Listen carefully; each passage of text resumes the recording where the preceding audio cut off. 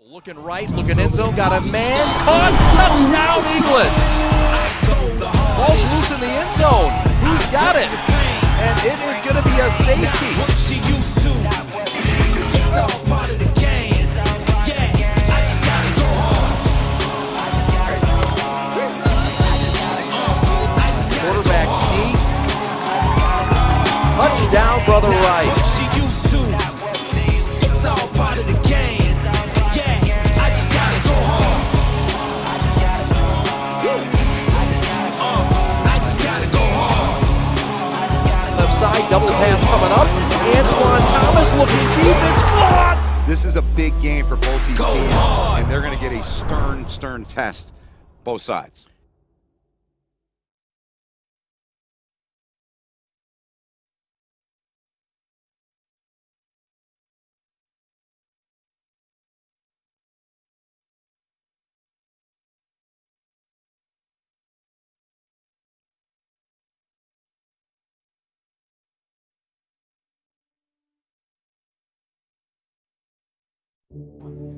Friday Night Lights here from St. Mary's Preparatory School. It's Molesky Stadium for Week 8.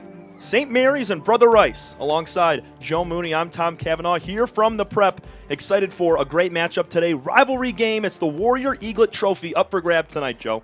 It's a big game. I mean, I think both of them have had down years this year, frankly. I mean, Brother Rice coming in at 0-7 and St. Mary's at 2-5. It's been a tough year for both of them for these storied programs, but there's a lot on the line. This is always a big rivalry, and I'm excited for tonight. St. Mary's, if they win their last 2 games of the regular season, they will make it into the CHSL playoffs at a chance for another district championship for them. Jabin Gonzalez is getting his second start. This is going to be a great chance for him after getting steamrolled last week against Toledo Central Catholic. It is. It was a tough game for Jabin. He's a great player. He's a freshman, obviously, someone that's going to be up and coming. And it's kind of interesting is that he's starting the last 3 games of his freshman campaign, similar to his father, who started and became a All-State and a state champion. So I don't know if lightning strikes twice here in St. Mary's, but it's going to be fun to watch tonight. And Brother Rice on the other side, haven't won a game yet this season. They're 0-7, looking for a little bit of life. They've got some pieces back, but still a lot of injuries going through the entire lineup plaguing them. Yeah, talking to Coach K last night from Brother Rice, it's been a tough year. I mean, first of all, young team to start off with, and then the perfect storm of being a young team and then having some injuries. It's been a really tough year for them. But I think they're looking to bounce back, and they're looking to have a really solid game tonight against St. Mary's. Yeah, they got some great players. Max Orozco is going to be that wide receiver, top target for the Warriors, and we're going to see if they can get their first win of the year against St. Mary's.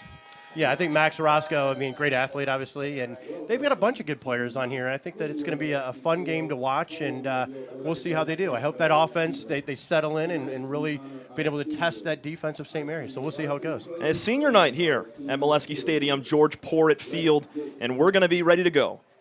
Impact players for both of these games, both these teams are very pivotal. You got both Antonio Johnson and Josh Janda. Yeah, I mean, Antonio Johnson, he was out last week. He's a left tackle. He's an amazing player, several D1 offers. I got to tell you, you want to get in the coach's good graces? Guess what? Protect the quarterback, who is the coach's son, right? So he's going to protect that quarterback all day long. I'm excited about for Antonio Johnson also. And Josh Janda, I mean, this kid is the spiritual leader of St. Mary's. He's the Air Force commit. He's the guy, and I got to tell you, one of his teammates, Jack Soderberg, says, and he calls him the QB destroyer, right? He's the heart and soul of St. Mary's, so we're excited to see him play as well. Very physical player. Yeah, St. Mary's, I mean, they got a whole bunch of talent all around the field. We talked about Jabin Gonzalez. Another guy, Armin Rollins, is going to get the ball a lot for this Eaglets team. Going to run it a lot, and as well as Jaden Savory, playing both sides of the ball. He's a big tight end. Joe, he's only played 3 months of football, and he's already got 4 Division I offers. I got to tell you, he's an athlete, kid, 6'6". He's they plucked him from the hallways of St. Mary's. I got to tell you, one thing that Gonzalez does is he finds these players and convinces them to play football. So he's a great player. He's got a couple Division I offers, Toledo, Arizona State, some other ones. So he's a great player as well. I'm looking forward to seeing both of these teams go at it. Brother Rice as well. They've got some impact players. I mean, we already talked about their injuries. They're a very young team, but a couple guys that are really going to try to get a surge for this team going early on. Yeah, I mean, the first one I want to bring up is Jack Fleury. He's a 6'1", 230-pound monster out of Rochester Hills. He's on the D line there. He's a good athlete. You know, he was a great baseball player. His dad ran the Rochester Rays, and his dad Jeff is a longtime alum of Brother Rice as well. He's the emotional leader of Brother Rice, and what a heck of a player. So I really like him on the defensive line side, and then also on the person I think is probably one of the best athlete, most productive offensive player is Max Orozco. Max is committed to Oakland University, but for baseball. I've watched this kid play forever, and he's a scrappy player. He's a good player. He's a hard-nosed kind of kid. He's someone that I think embodies that Brother Rice, commitment and Brother Rice spirit there. So look for him to stop some athletic wide receivers. But again, he's a fire plug and someone that I think will be great on the end in terms of an offensive wide receiver. So you're going to see some great things from him. Yeah, Rice is really going to need to have their impact guys dominate today. And talking about domination, let's go back to the early 2010s. Both of these teams kind of just ran the show. You had the Warriors win from years 2011 to 2013, 3 in a row, and then St. Mary's goes and wins state titles 14 through 16. This is kind of a rebuilding year for both teams, severely under 500 for both squads, but trying to get back to where they were. The glory days, Tom. The glory days. It's great. Yeah, but they're trying to get back to those glory days, and I think that from an offensive standpoint, I think Coach Gonzalez is trying to maybe do some things that Coach Port had. You're going to see some more tight sets. You're going to see some wing formations. You're going to see a lot of option play. So I think that they have a very athletic quarterback, and so we're going to see some pretty cool stuff there. As we will. Senior Day continues to roll on here at St. Mary's Preparatory School. Joe, all of your kids attended this school. Your son, Ryan, was a part of this program last year as an All-Stater. Now, we talk about Coach Gonzalez and the way that he's been able to turn certain athletes into football players. Your son, Ryan, being one of them. Talk about a few of these other guys like Aiden Donovan, not playing today, but also you had Jaden Savory, who was a basketball star. Yeah, I think, first of all, Aiden Donovan, he was such an impact for St. Mary's early in the season. Great baseball player, going to Michigan State, pitcher, throws gas, absolute gas, 92, 93, throws a great, slider, just an absolute great player, great competitor on the diamond. But, man, he was a beast on the defensive line and defensive end. So he's going to be missed not being here today. And then, obviously, the tight end as well, you mentioned, he's going to be, fantastic. I think that, they plucked him. He's a 6-foot side, Jaden Savory.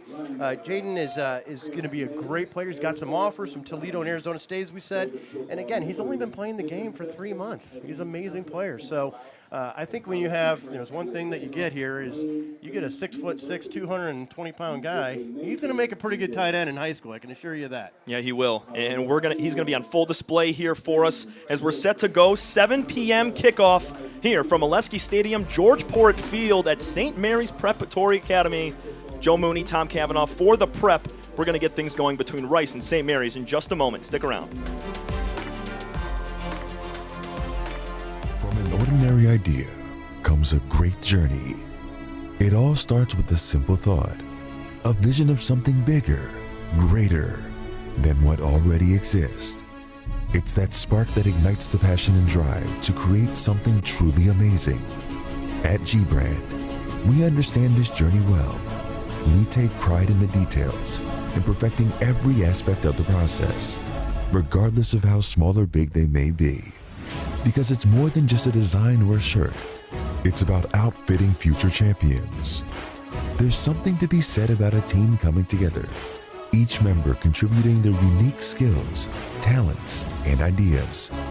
It's that collective effort that takes a simple idea and turns it into something truly great. The process can be excruciating, with countless hours spent tirelessly reviewing every detail.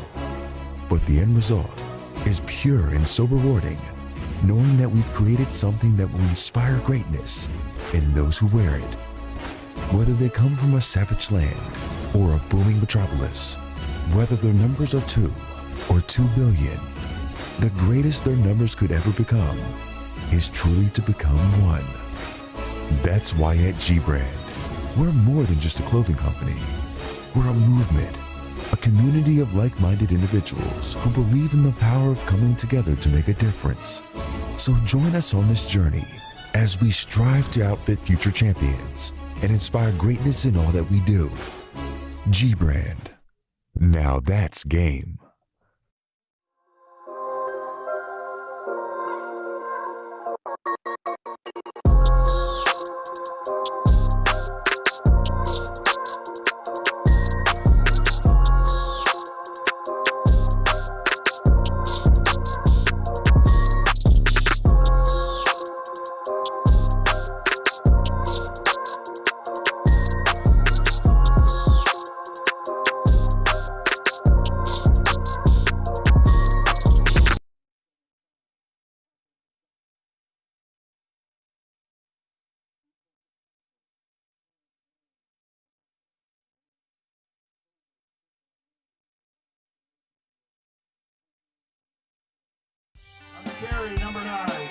My dad and my grandfather are officials. I've grown up around officials and seeing how much they enjoy being part of the games. As a student athlete, I've always appreciated the people out there who are willing to give back to the kids. The Legacy program lets me officiate while I'm still in high school, working younger kids' games. Officiating gives me a better understanding of the game. I get to make some pretty good money for a high school kid, and I even get to spend some quality time with my dad. There's help wanted. Just whistle. Lowering the shoulder.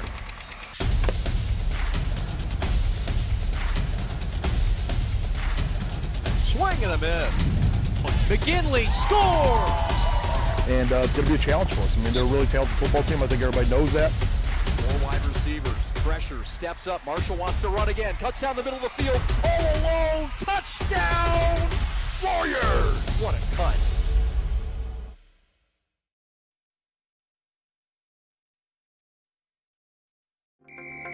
Every high school sporting event in the state of Michigan has one thing in common: officials.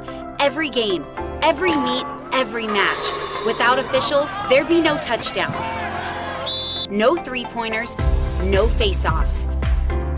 Without officials, there'd be no games. Officiating is a great way to give back to your community and stay involved with the sports you love. And officials are needed now more than ever, because without officials, it's just practice.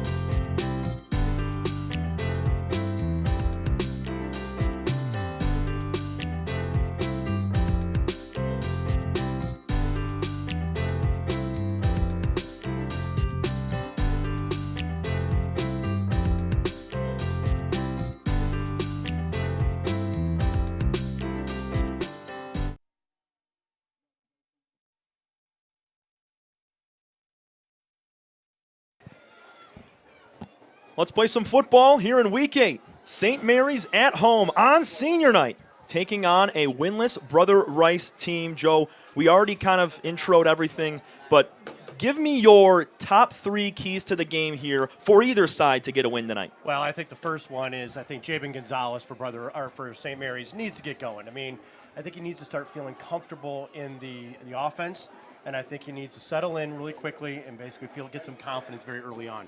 The second thing I would say is our offensive line. I mean, Antonio Johnson coming back and that St. Mary's offensive line, I think, is really important for them, to start feeling in gel and working together.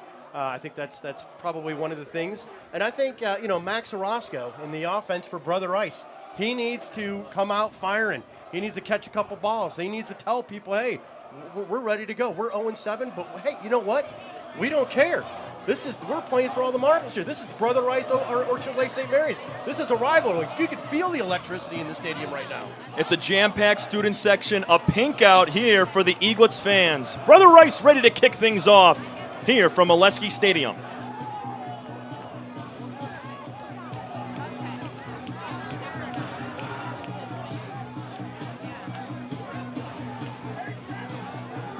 St. Mary's awaiting the kick at the moment. Just a second or two as all the coaches for St. Mary's are telling multiple of the Eaglets to move up on the kickoff here. Jermaine Gonzalez, the head coach of St. Mary's, Adam Kornaszewski of Brother Rice. Kickoff taken at the 10-yard line from the Eaglets. Across the 15, breaks a tackle at the 20. He bumps outside. He's free at the 50. St. Mary's is going to take it to the house on the first play of the game.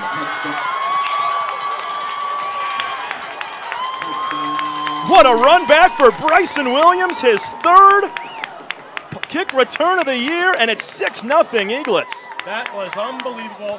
That guy waited for the seam to open up, and it was great. Look at the replay here. I mean, he takes it, and he is just absolutely, he's patient, right there. Boom, boom, right there. That's when he explodes out to the outside, and oh my gosh, he's like a horse in the Kentucky Derby running down the backstretch. The guy's unbelievable. This special teams team, or St. Mary's special teams, has had 5 TDs this year. 5 TDs, 3 returns for TDs. On TDs on the punt returns and kick returns, and 2 blocked as well. So their special team is legit. On to put it up and through, Sam Carrick, and that is good. 7-0. St. Mary's on top after the first play on a kickoff. Make it 6 special teams touchdowns. That's the 4th for Bryson Williams on the year. 7-0 quickly. Rice will get the ball in a moment. What a start to this rivalry game, Joe Mooney. Holy Toledo. I got to tell you, Bryson Williams, I mean, I think they'll be smart next time and probably kick away from you, wouldn't you say? I mean, I think they learned their lesson right there. I would say so. We'll see what happens on this next drive. Old Orchard Lake St. Mary's put a beat on them on the first play, and Rice is going to have to dig themselves out of a hole early. And just look at the speed. He breaks 2 tackles, last man to beat, chops at the legs. He knows it. He knows it by the 40. He's like, oh, yeah, let's go. Look at that. I love it. Love it. Let's go. My gosh. And Rice has got to be just, that's a hard one to take. And so I think Rice really needs, again, settle in, deep breath, and make sure that they start their offense out really well. Williams also the top target through the air for St. Mary's. Jabin Gonzalez hasn't even stepped on the field yet.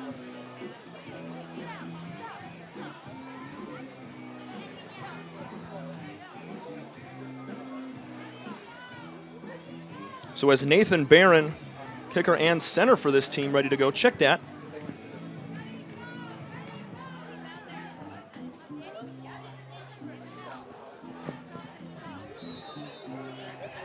St. Mary's ready to kick things off. 7-0 lead. It's going to be a pooch kick just a little bit short at the 30. Grabbed and taken for a 2-yard return. Looked to be number 53, William Lewis. Not much there for the Warriors. And Joe, when you really dissect kind of the last few weeks for these teams, you talk about St. Mary's 42-0 loss last week. And then Rice also in the past 3 games has been outscored 122-9. They lost big time last week as well. They're still seeking victory number 1. Hey, Tom, that's the pass. You know, you have to have a short memory in sports. You know that. So I think it's important for them to settle in right now. Let's go. Get the offense running. Take your time. We're all good. Blake Miragi, quarterback for the Warriors. He's in the shotgun with a man in motion for the first play from scrimmage from either team. It's going to be an end around. Nice tackle out of bounds. Wow. Number 22, Christopher Coates. Yeah, Christopher Coates was all over that one. My gosh, he was moving that way. He telegraphed that jet sweep quickly and cut it off right at the end. Great play, great play.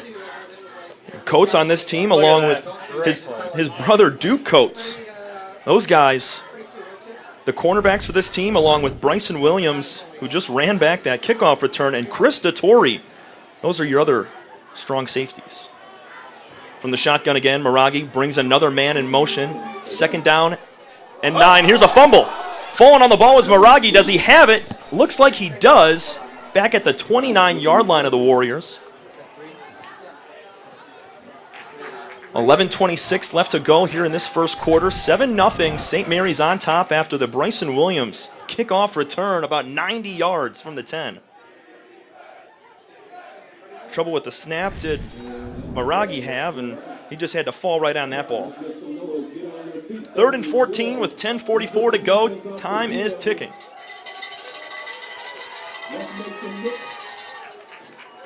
Four-man front here for St. Mary's. They're not going to try to blitz here, it doesn't look like.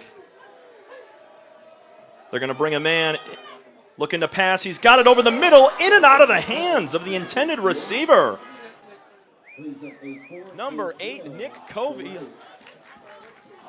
Wow, that was right there, Joe. I mean, right in the middle of his hands, and that's 4th down. That's a tough play. I mean, it's right in his hands, and you know, hey, it's tough. You know, it's a rivalry game. You know, a little nervous. It looked like, you know, right there, but hey, it happens. It's, you know, he's coming over the middle. That's never easy, especially with those middle linebackers from St. Mary's. Colin Mayette on the punt now for the Warriors. One of just 19 seniors on this Brother Rice team. Here's a booming kick down to the opposite 32-yard line. Across the 40 to the 50, Williams is going to be tackled moving forward into Warrior territory, down to the 49.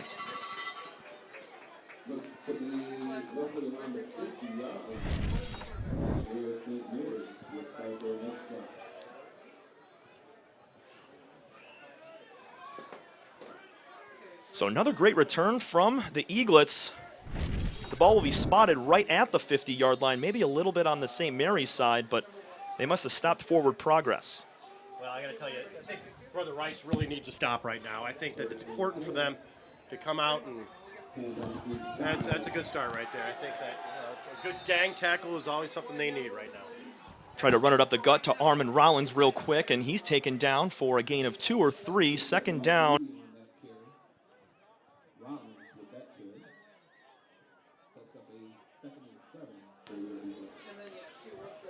We talked about it last week. Jabin Gonzalez had his first career start as a freshman. 42-0 loss with a lot of his players out. He's going to pitch that ball out for the races to the 30-yard line and pushed out of bounds. What a great play here. And I got to tell you, they're just getting off and they're getting comfortable here. It's good for Jabin. There you go.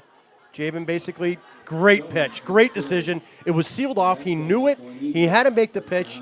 And next thing you know, it's a first down. Just an absolute, that did not look like a freshman, Tom. No. That did not look like a freshman. That's a veteran move right there. He picked up the defender and pitched it off. It's 1st and 10, deep into the Warrior territory, looking for more points. Gonzalez drops back to pass. He's going to lift one up. Caught! Touchdown, Eaglets!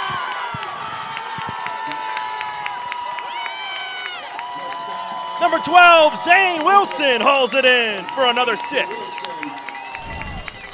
Well, you can see it here, Tom. I mean, this talk about, again, this doesn't look like a freshman. Stays in the pocket, takes the hit, and just throws a dime right there. My gosh, that was beautiful. They are rolling right now. And I got to tell you, Jabin Gonzalez, he looks comfortable there, obviously. My gosh, that's an explosive offense right there. Just a great drive. And I got to tell you, they look good. Brother Rice looks shell-shocked, I'm not going to lie. They've got to put it together. They've got to come back. They have established the run. They've got to establish some kind of a drive here. This is very important for Rice to stay in this game. Looks like going for 2 now. Will be St. Mary's at the 2-yard line. Under center is Gonzalez. He's going to hand it off. Barreling into the end zone. He will get there. Kamari Patterson tacks on 2. 15-0. St. Mary's on top of the Warriors. Well, Tom, do you know why they went for 2 here, didn't you? Because they couldn't go for 3. I was trying to think of some I'm wise answer I'm for that. full of witty things. We're just getting started here, Tom. We're just getting started. We're going to step aside briefly. What a start here. St. Mary's on top 15-0. Punching Brother Rice right in the face. We'll be back in a moment. You're listening to The Prep.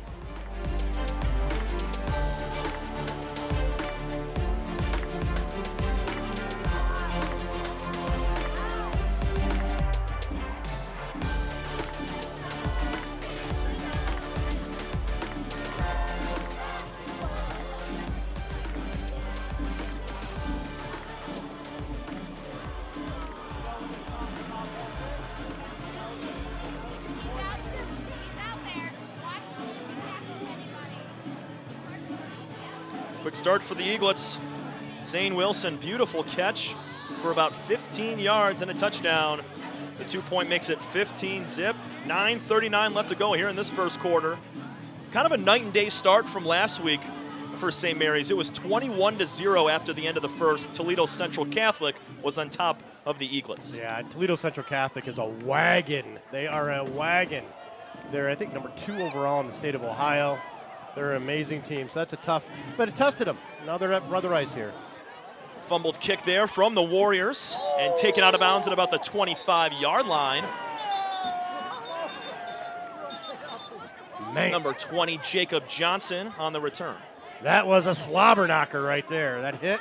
Holy Toledo. My gosh. Yeah, I hope they show a replay of that one because, my God, that was an out-of-bounds play, but, man, that was a hit. These red jerseys on the red field, you know, broadcaster's dream, Joe. That's awesome. Yeah. So Brother Rice will have the ball at their own 25-yard line and looking to just generate something. Weren't able to grab a first down last time. That was because the ball was in and out of the hands. Yeah, I mean, Blake Morogi needs to get going here. I mean, just calm down. Tell everyone in the huddle. It's going to be okay. We got it. Let's cut it to a 14-7 lead or a 15-7 lead. Let's go. In the shotgun, Morogi again. He's got another man in motion. It's Max Orozco, who we mentioned before the game. Drops back to pass. He's going to throw it to Orozco. It's incomplete. A swarm of St. Mary's defenders over there as they broke through the line. You know, I have to admit, I like the play call, though, from Coach K, trying to get Orozco in the game, trying to get a rhythm here shown. He throws him in motion. And, again, you know, just a tough one. There's just a lot of red shirts over there, a lot of traffic over there. So, you know, tough to get through traffic. It's kind of like Commerce or Orchard Lake Road getting here. My gosh. For those of you coming, it's going to take some time. St. Mary's Brother Rice 2nd and 10. They got the ball on their own 25-yard line. Keeping the ball is Morogi. He's going to try to spin out, grab a few yards, but taken down right at the line of scrimmage. Maybe a gain of 1 there, but Joe, when you look up and down on these rosters here, the number of 300-pounders on the line for St. Mary's compared to Rice, it's incredible. Yeah. It's a very small team for Brother Rice. Yeah, it is. And I was standing next to him as they were walking out, you know, in pregame, you know, doing some interviews and doing the stuff that color guys do just to become a better color guy, right? And I will tell you, those guys are massive.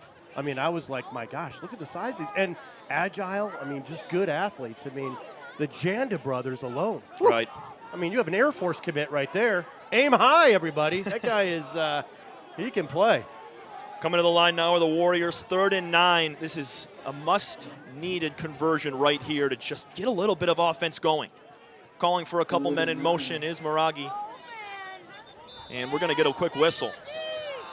Timeout called by Rice as they're going to talk things over. 8:35 left to go here in the first quarter. We're going to take a quick break as Rice takes a timeout. 15-0. St. Mary's on top of Brother Rice. All right, this is Adam, take 2. Mark? I guess. I go like this.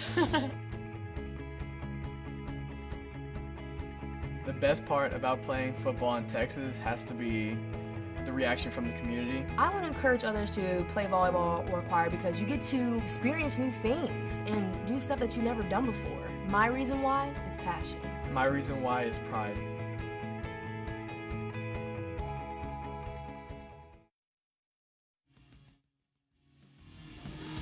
If your company wants to make the turn to the next level, make sure you contact Make the Turn, an award-winning digital marketing firm based right here in Metro Detroit. Founded by Mike Sullivan and Kyle Bogie in 2019, they've quickly grown to a full team of professionals who create custom marketing solutions to help grow your business. They can help with content creation, digital advertising, and even just optimizing your social media and web presence. Brother Rice at the moment, they got the ball 3rd and long. Scrolling, Miragi throws, it's intercepted! Picked off by the Eaglets at the 20-yard line. That's a tough one, Tom. That's a tough one. I mean, he's under intense pressure here. You'll see the replay, and look at him. He's just everyone's in his face right here. I mean, that's always a fun one. And tries to throw it away, tries to get it to the receiver there, but that's not going to work. I mean, I just think it's a really tough call right there. Probably not the best decision.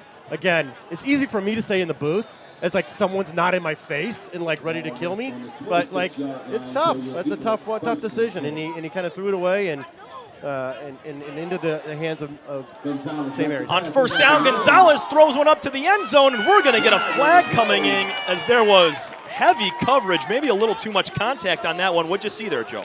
Well, I think they're trying to keep it tight. This rivalry games, they're trying to keep especially a 15-0 game. They're trying to keep it tight, make sure that they're following the rules here. But I didn't see it from up here. I didn't see a whole lot of. I saw them getting tangled up a little bit in their feet, right there. Yeah, I mean that's kind of incidental. I think.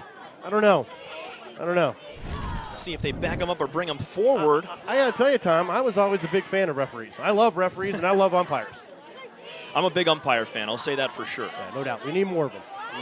Yeah, they're going to convert to robots soon as they're going to move the line of scrimmage way up for an automatic 1st down inside the 10-yard line. St. Mary's knocking on the doorstep once again, looking to take a 20-plus point lead.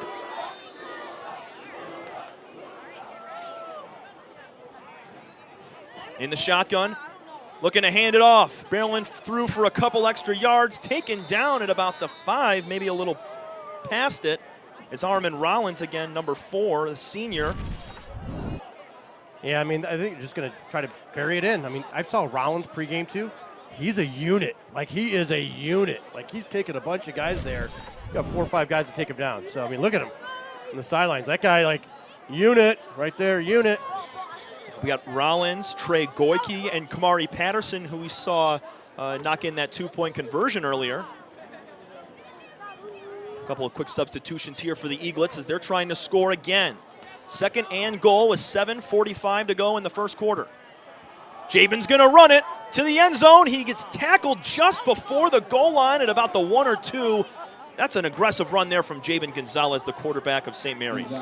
That was a fantastic tackle, almost an open field tackle. I mean, he's trying to decide what hole he's going into, and then bam, right there, sheds the block. I mean, who is that? Number 29? It's Alex Grochowski. I mean, that guy, like, that was a fabulous play. Alex, good job. And that's textbook right there. Shed the block, save a touchdown. Simple as that. And now it's third and goal. Eaglets got to convert here. We'll see if they go for it on 4th down. They've been doing a great job of pushing the ball throughout tonight's game. It looks like George Porit's offense right here. Just a wing tee.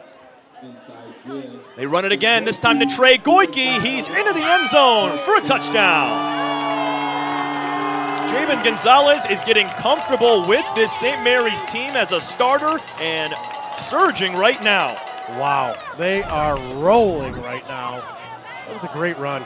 Great run. He kind of dodges one, picks the hole, and then bam.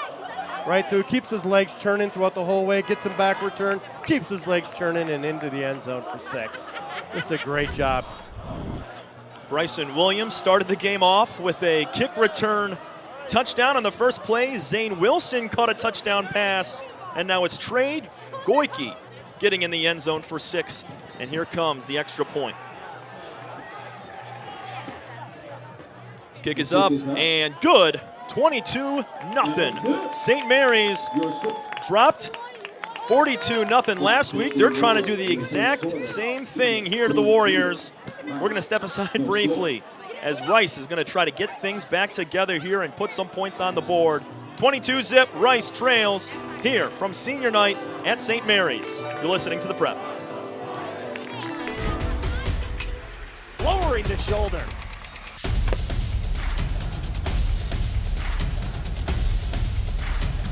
Swing and a miss. McGinley scores! And it's going to be a challenge for us. I mean, they're a really talented football team. I think everybody knows that. 4 wide receivers. Pressure. Steps up. Marshall wants to run again. Cuts down the middle of the field. All alone. Touchdown! Warriors! What a cut.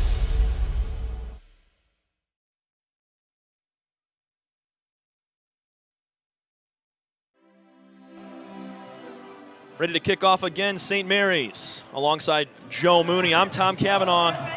Shaping up to be a great game right now for the Eaglets at home on senior night, Joe.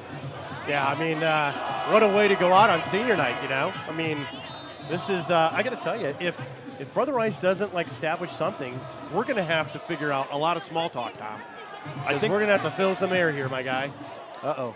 That's a line drive kick all the way into the end zone. Nothing for Rice to do there on the return, and we got some chippy play around the 25-yard line, and that's what we're going to see in a rivalry game like this against two teams that haven't had the best year, but it doesn't matter because this game means everything on a Friday night. Tom, pride is on the line here. I mean, it doesn't matter if they're both winless. It doesn't matter. These guys are storied programs here at St. Mary's and Brother Rice. Great programs, multiple state championships, I believe 18 combined. Doesn't matter. They understand what's on the line here. They're going to play. They're really chippy. They're going to play. Seth Korzaneski, son of the head coach Adam Korzaneski, is the center for Brother Rice as he snaps one over to Miragi. Handoff toward the right side, bouncing out for a couple of yards down to about the 26. Ball carrier looked to be Vincent Farrick, number 26. He's a junior, 5'11", 195. One of the only rushers on this team for Brother Rice. That was a good run. That's what we need. You know, Brother Rice needs put a string together here. It's about a 6-yard gain here. It's a 7-yard gain. It's good. I mean, that's exactly what they need. Good, solid, take your time, deep breath. Let's get back in this, guys. And talking with Coach K before the game yesterday, he said they're not going to look for as many chunk plays. They're looking to churn first downs and keep the ball in their hands, limiting possessions.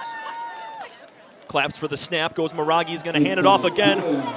Bounces outside, but a loss. Big tackle there for St. Mary's. Brought down by maybe a linebacker, cornerback as well. That was a great play.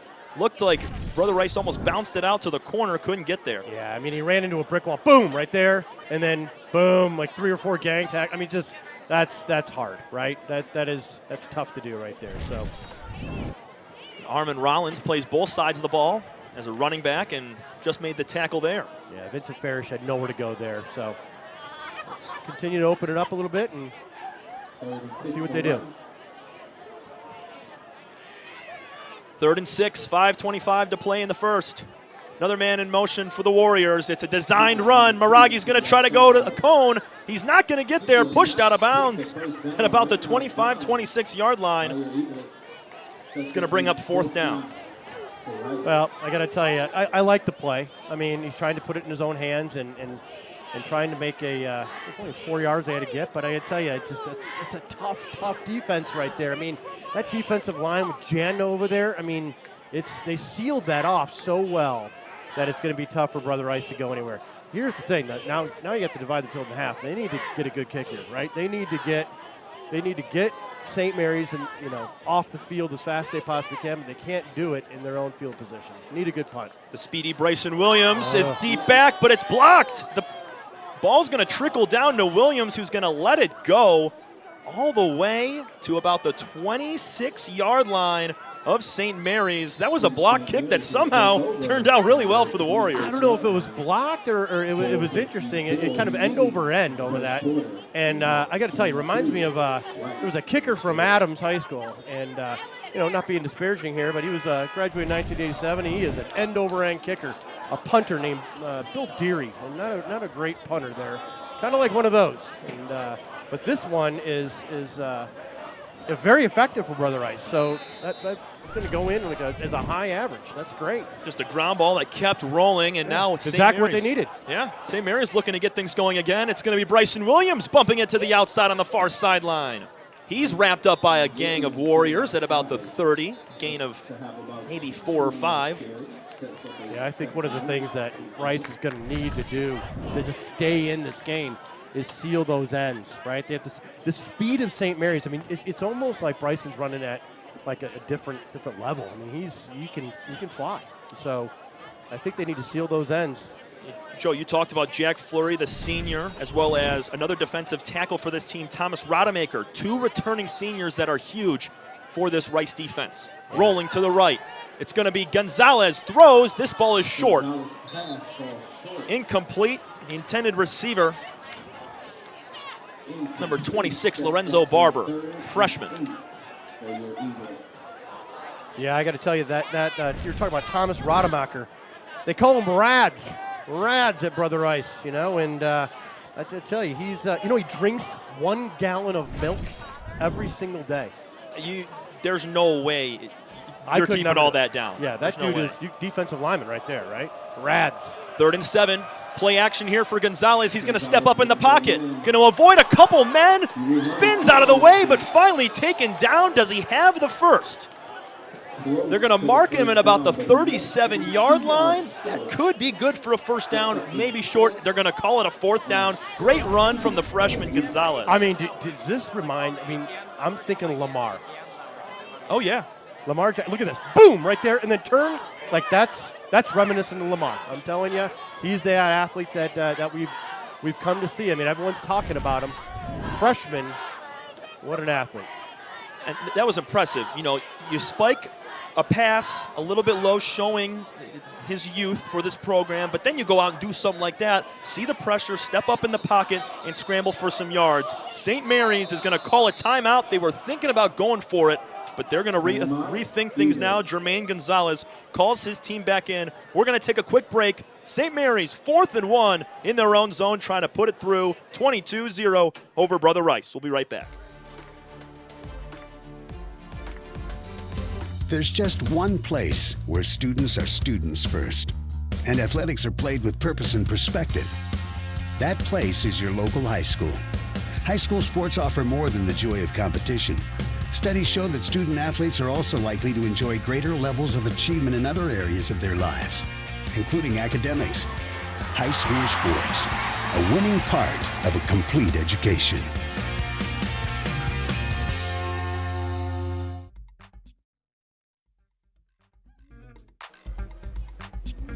Head coach Jermaine Gonzalez sends his team back out there. 2nd season as head coach for Gonzalez, a 7-11 overall record. He replaced George Porritt, the legendary, back in 2021. Porritt with 7 state titles. I mean, storied program to take over here, Gonzalez is. I wonder on 4th down if they're going to do a hard count here. Maybe draw them off sides. Yeah. They're going to snap it immediately, running it up the gut. Broken free and gone! Wow. Off to the races. St. Mary's will put another touchdown in the books. 70-yard run and more. Wow. My gosh, Sam Carrick, number 23, the soccer star. Unbelievable right here. Sam just basically, they plug the line. They're thinking they're going interior, and he just breaks it out, and look at him go. My gosh. That is like 4.4 speed right there. I mean, the guy is, look at him. He's like fist pumping. He knows he's money in the end zone. My gosh. He was. Yeah, you take that, Gatorade. You deserve it, my friend. 7 or 8 yards, past the defender there. The kick is up and good, but looked like the kicker was ran into there at the last second. Doesn't matter. 28-0. St. Mary's punching Brother Rice in the face early. We're still in the first quarter. Wow. 3:40 to go here in this first. I'm shocked, I have to admit. After talking to Coach K yesterday, and again, I get it. Young team, just ridden with injuries. They said they have 20 guys that have been hurt. I mean, that's tough to take at Brother Rice.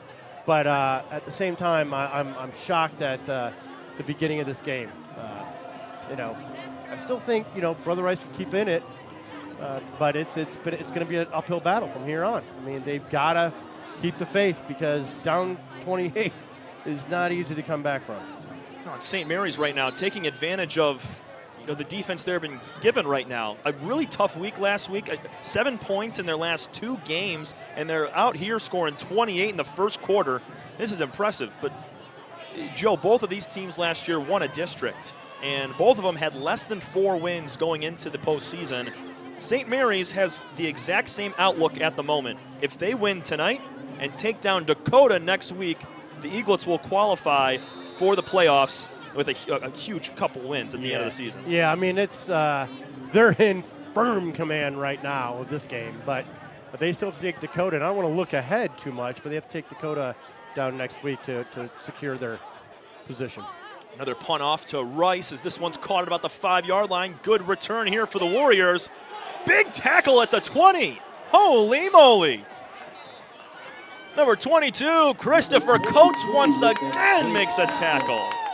Chris Coates, he and Duke. I mean, what a genetic, great gene pool there that has blessed St. Mary's with their talents. And the man. Look at this, right? Boom, right there. Yeah, you're not going any farther, my friend. I think Sam Carrick was also in on that tackle. It's amazing in high school football how many guys are playing on 2 sides of the ball throughout the entire game.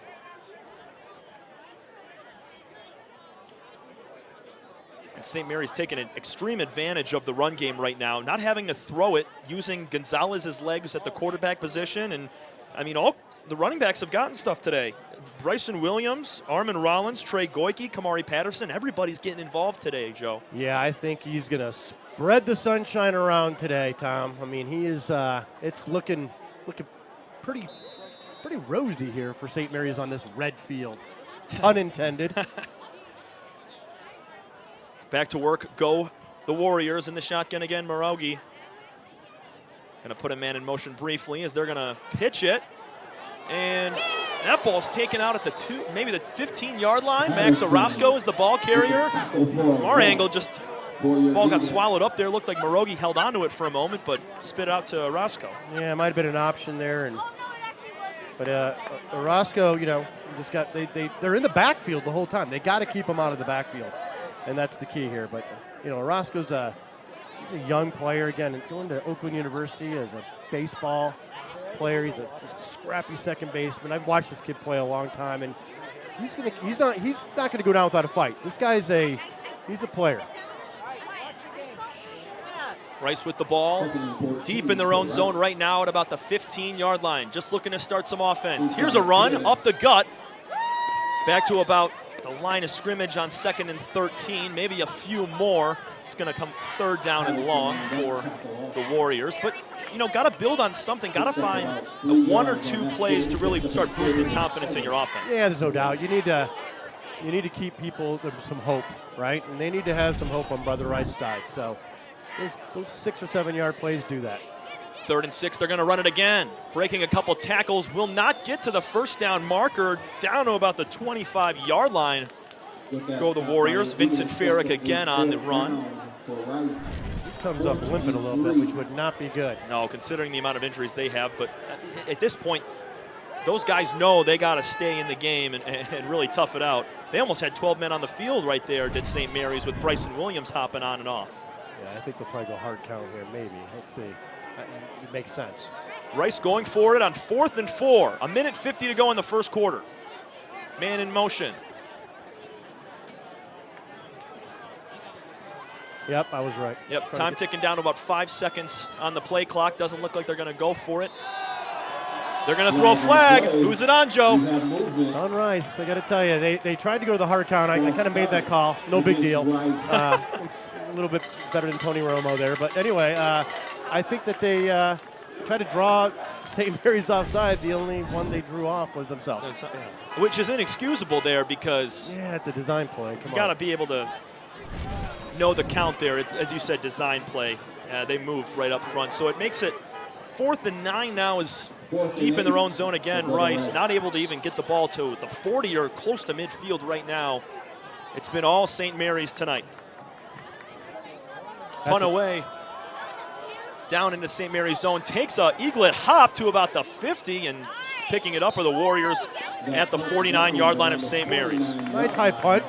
It was not an end over end. He got exactly his desired outcome. He put St. Mary's in their own side of the field. So, you know, good job. And again, they've got to get a stop. I mean, I keep saying that.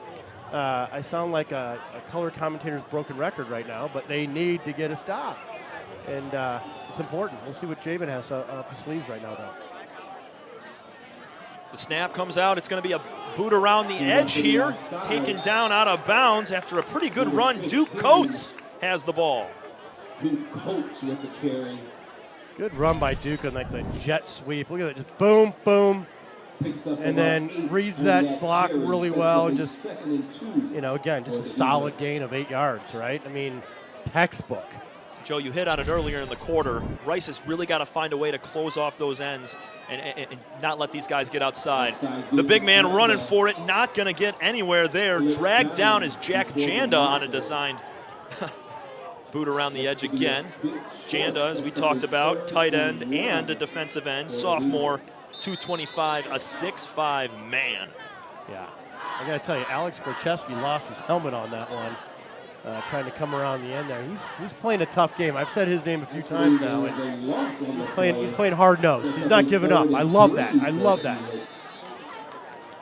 And they're going to double check with him here, he's got to go off for a play. Of course. Yep. I mean, I didn't want to tell the umpire or the refs how to do it, but I was hoping that telepathically I was telling them that he had to go off, just for safety reasons, of course. Right.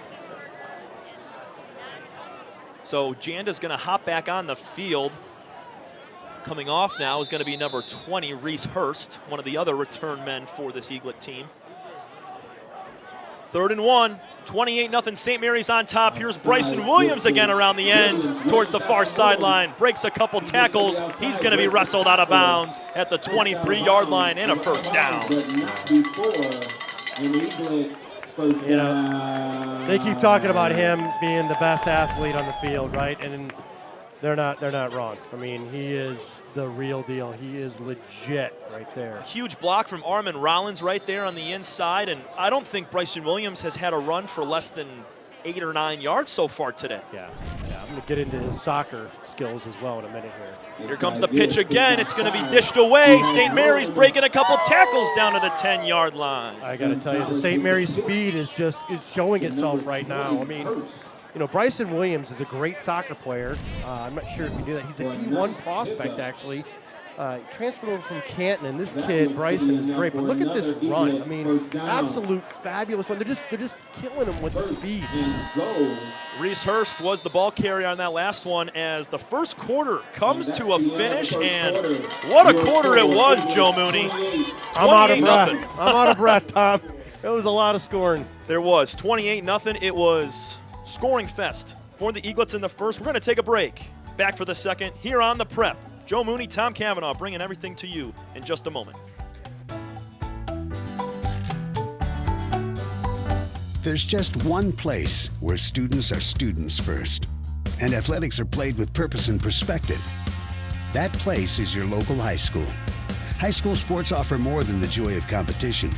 Studies show that student athletes are also likely to enjoy greater levels of achievement in other areas of their lives, including academics. High school sports, a winning part of a complete education.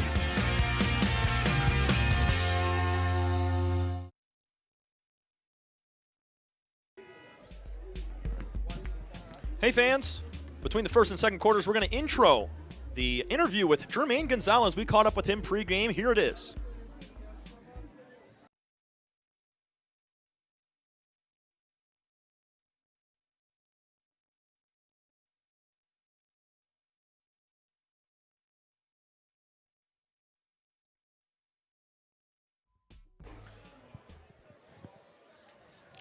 Get back to that interview at halftime as St. Mary's has the ball at about the 7 or 8 yard line, looking to pass. It's caught. Janda to the end zone. Touchdown, St. Mary's. We talked about Janda being that big body, Joe, and he showed it off right there, barreling in. I mean, you got 2 Division I tight ends in Janda and Savory, right, at St. Mary's, and they've only got them, surprisingly, they've only got them the ball 5 times. They only have 5 catches between them. I mean, but this is Janda's like, that shows that's a legit tight end right there. Yeah. That's a D1 tight end. Got the ball in the flat and just took it. Here's St. Mary's on to make it 35-0. And fans, if you're not familiar with high school football rules, 35 is the number for when the clock begins to roll continuously. We will not have stoppages. Oh!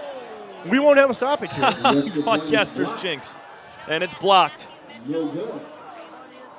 Tom, I had a Netflix special that I wanted to watch tonight, and now it's going to take me a little bit longer now with that block. That's all my fault. Yeah, that is. That's all my fault. It's 34-0, not running clock, 35-0. So thanks to, just to for Tom Cavanaugh. For future endeavors, just letting them know on that. But with 11:53 to go, that one was blocked immediately. Nice play there from the Warriors to keep the clock able to be stopped, but. That was a fabulous block. I mean, that's what I'm talking about, Tom. Brother Rice is a type of team that's going to always go 100%. I mean, I don't care if they're down 34-0 or not. They're going to go hard. And I tip my cap to players like that. I love players like that no quit attitude. I just think it's so important, and it's such a lesson in high school sports. I'm serious. I mean, in life, you have to be able to have that no quit attitude. Sometimes things don't go your way, right? And you got to keep grinding. I mean, listen to me. I sound like Tony Robbins, don't I?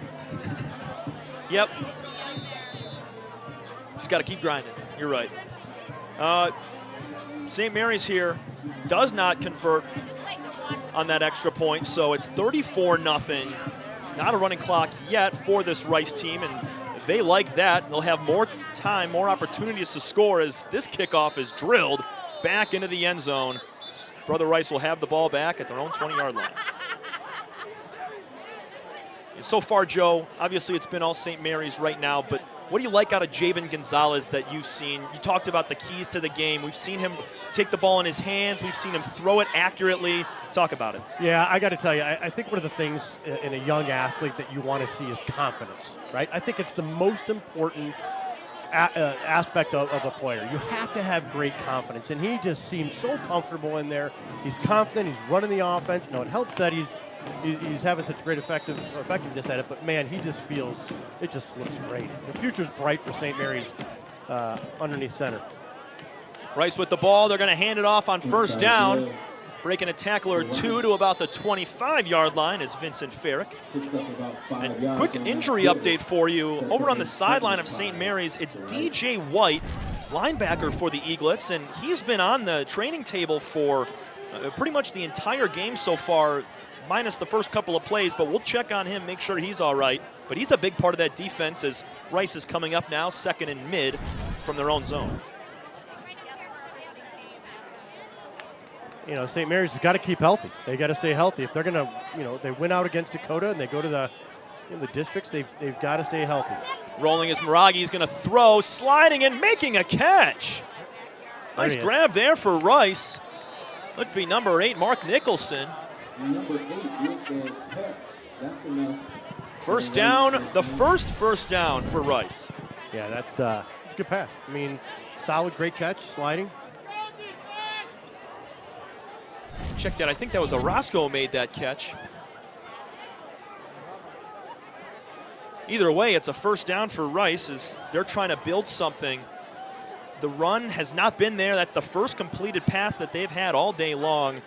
Only the third attempt for Miragi. It was Ryan Gorsica on the catch. Thank you, Joe. Hand it off again to the inside here. Barreled up and dropped down for maybe a yard or two. St. Mary's defense is just ball hawking right now. Yeah, I mean they're a team running downhill right now, right? I mean they can feel it. They understand they're in great command. They're working on things now, and boy, if you look at that defensive line, it's massive. I mean, DJ White's interesting too, number 11.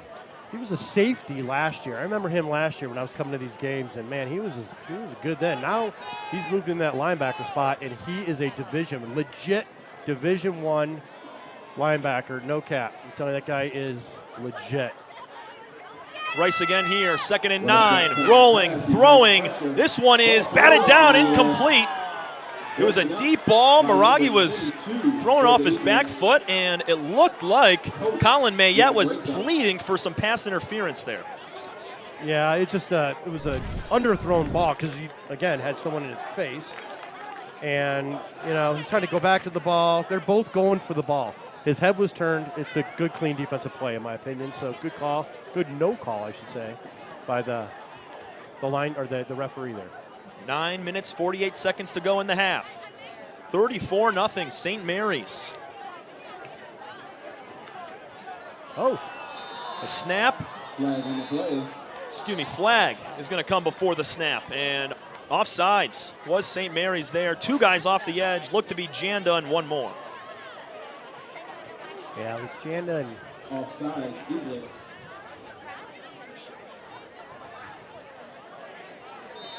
It was Joshua Janda, the captain, one of the 2 brothers. We already talked about Jack and the touchdown he caught, but we've also mentioned the captain Josh and his commitment. He's a little early on that one. Obviously, like at Air Force, he's got to be early to everything, right? So he's an Air Force commit, so just getting used to it. 3rd and 4 now. Rice in the shotgun with a man next to him. Miragi's going to drop to throw. Pass is complete, but dropped immediately at the 42-43 line.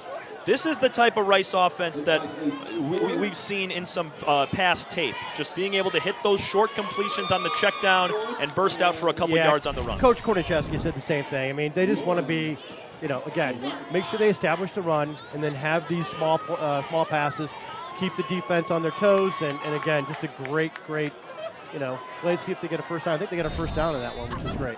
Peter Biglin on the catch there for the Warriors. Great grab. And it's first and 10, and an entire first quarter with not a single first down. They have 2 on this drive. St. Mary's scrambling on the defensive side for their front 4. They're putting together a nice little drive here. Miragi's going to hand it off again to the near side. Bodied up by 2, maybe 5 Eaglets now. Wow. Yeah, he was taking 3 on, and I got to tell you, he felt pretty good taking the 3 or 4 on, but I think after that, Vincent Farrick finally said 1 on 5 is not very fun. And Farrick's going to get a lot of touches. 3 and then 4 and 5, maybe 6. Yeah. It's too many to name them all right there. That's a tough one right there. So, but good hard-nosed runner. I mean, Vincent's a good player. He's had a great year, and you know it's been a tough one for Brother Rice overall, but he's definitely been a bright spot of the year. 2nd down and 9 here for Rice. They're going to have to get a man off the field. They will. Man in motion here, and a whistle before the snap. Looked like the play clock ticked down to about 0 before, and it's going to be a delay of game penalty on Rice because of that man that didn't get off the field in time. So back him up 5.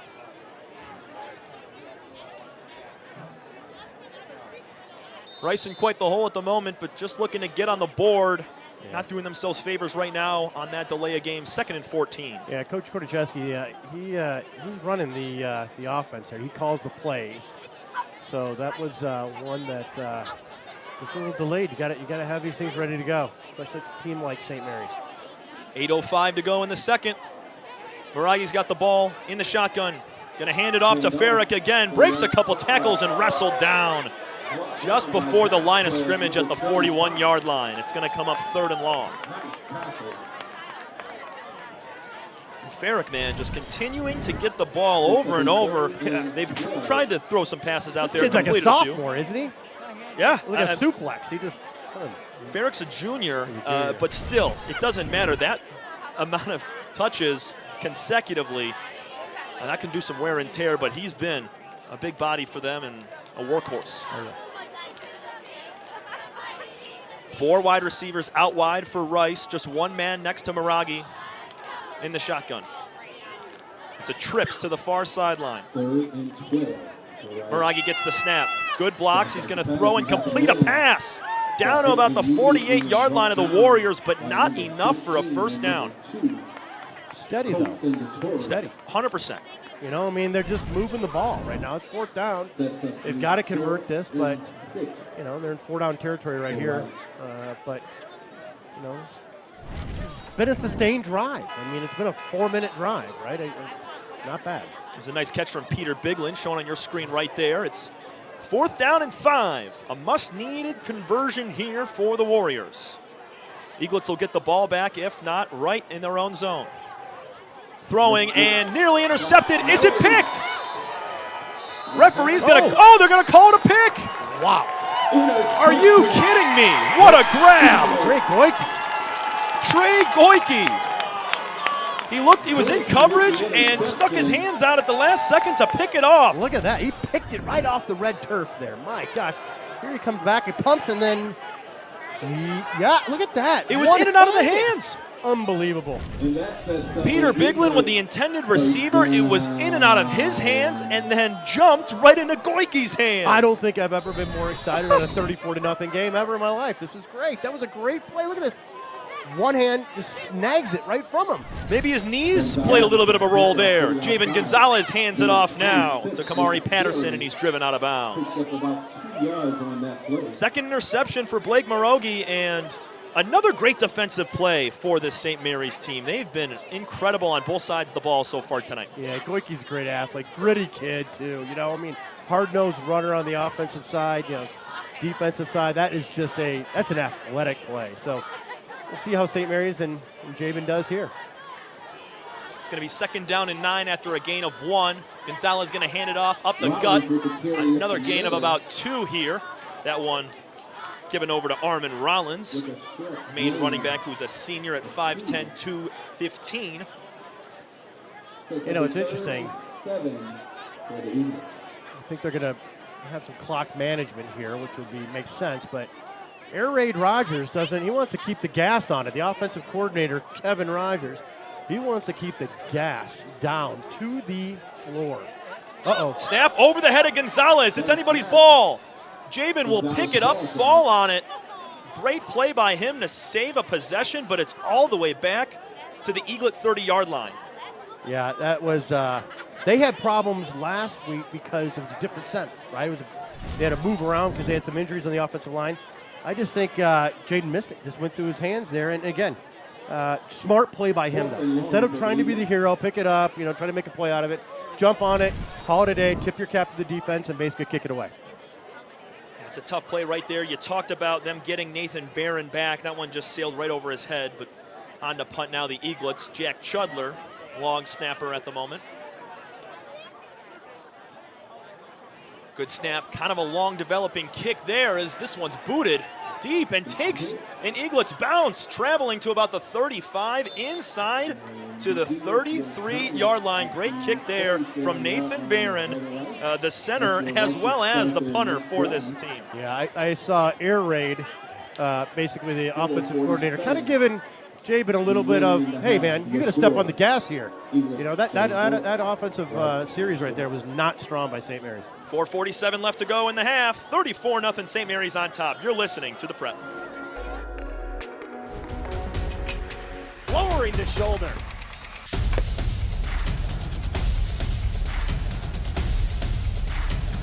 Swing and a miss. McGinley scores!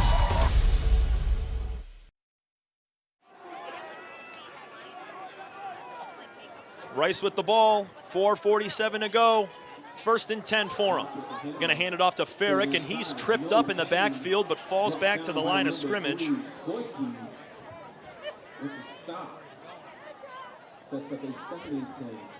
Last drive, Rice got it to about midfield before having the ball intercepted on 4th down, and a very quick drive, 3 and out for St. Mary's. But I'd like to see Rice get back to what they were doing last drive. Yeah, they got 4:24 left in the half.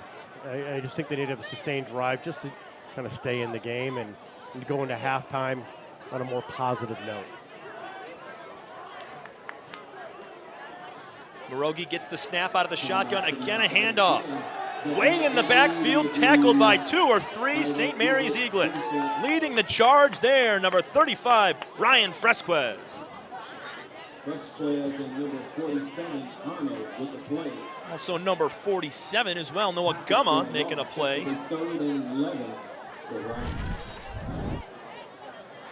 Yeah, good play. Again, they're in the backfield a lot. Just kind of a missed block on the end and made him pay for it.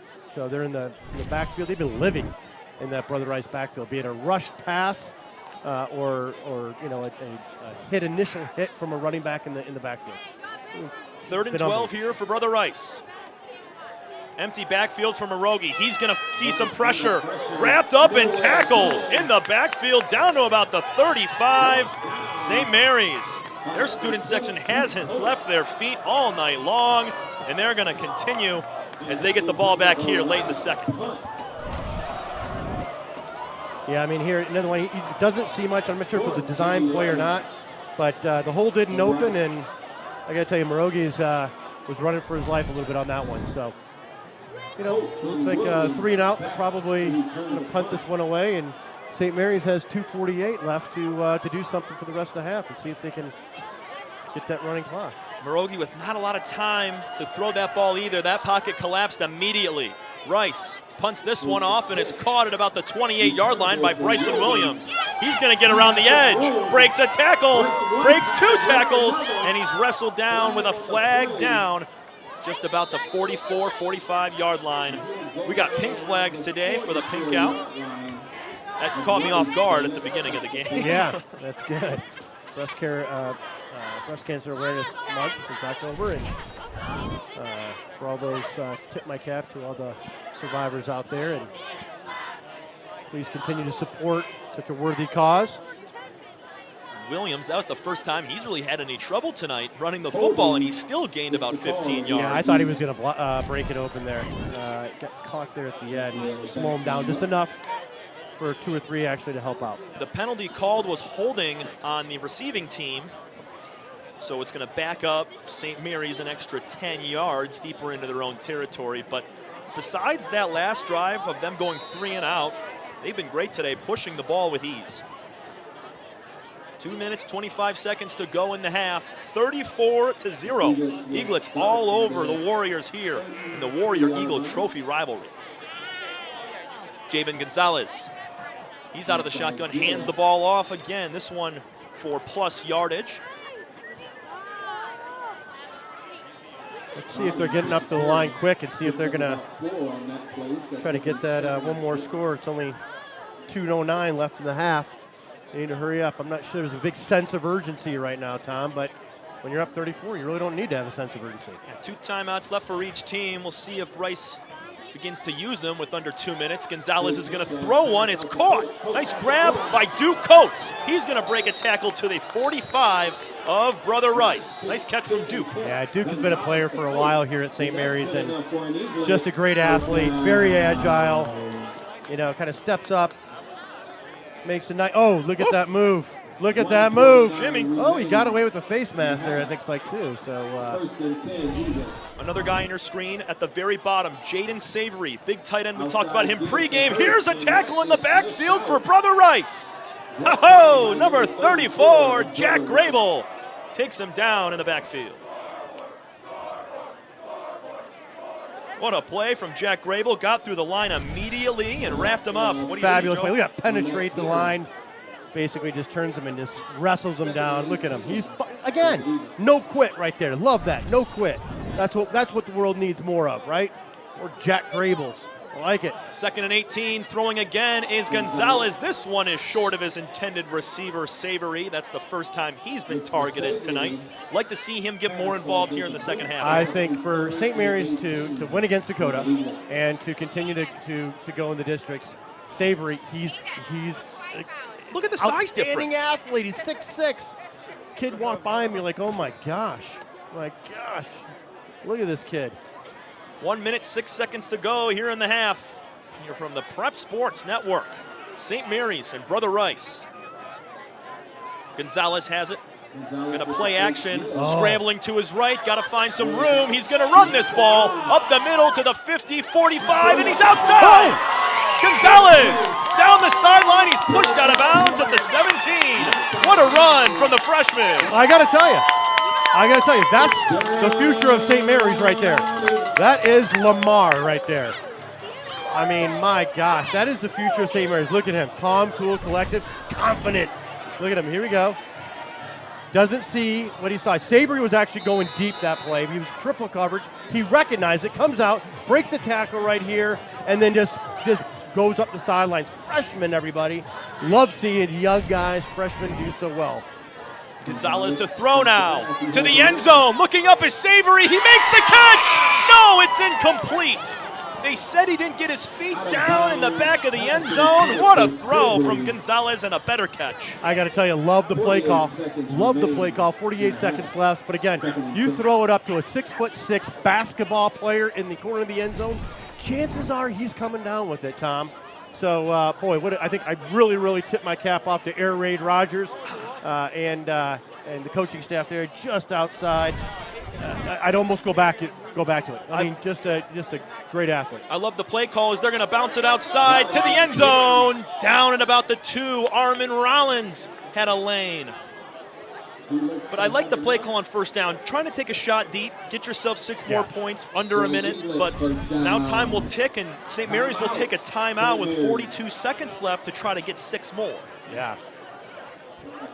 Again, intense rivalry here. St. Mary's, they don't care about score or clock. They're going to do what's best for the team. And, sitting there on the 2-yard line, 37 seconds left. They call a timeout. They're going to get the play right. And, more than likely, we'll be heading into the end zone. When you're one-stop AV guy for all your home automation needs, whether it's your network, motorized blinds, automated lighting scenes, frame TVs, ring sonos, Savant, and much more. We are also outdoor TV and speaker specialists, can get your backyard ready for the big game this fall. You won't be disappointed, as in football, we are the back shoulder throw of AV. Give us the ball. The best speakers on earth, the best systems on earth. Let me, being McFarland Electrics, help you with all of your digital needs. McFarland Electrics. I gotta call McFarland Electronics. They got some pretty sweet things there. Little shameless plug there, but I gotta tell you, they got some good stuff there. McFarland Electronics. I gotta call them. Second and goal here for the Eaglets. They got the ball on the 2. Gonzalez gonna give it to his running back again. Is he in? Yes, touchdown, St. Mary's. Tom, just too easy. Just too easy. St. Mary's is just, they're a wagon tonight. I wish this team would have showed up against Toledo Central Catholic, right? Yeah. Just an absolute great run here. Again, keeps his feet moving, keeps his legs churning into the end zone. Just a heck of a run there. Armin Rollins gets in the end zone for the first time tonight, and it is now 40-0 with 30 seconds to go in the first half. Extra point is up, almost blocked, but it's good this time. It's good. 41-0, Eaglets on top. And when you go into the locker room here, if you're Brother Rice, got to find a way to get back at it, but we're going to take a quick break as Rice will try one more time at the end of the half. 41-0, St. Mary's over Brother Rice. Lowering the shoulder.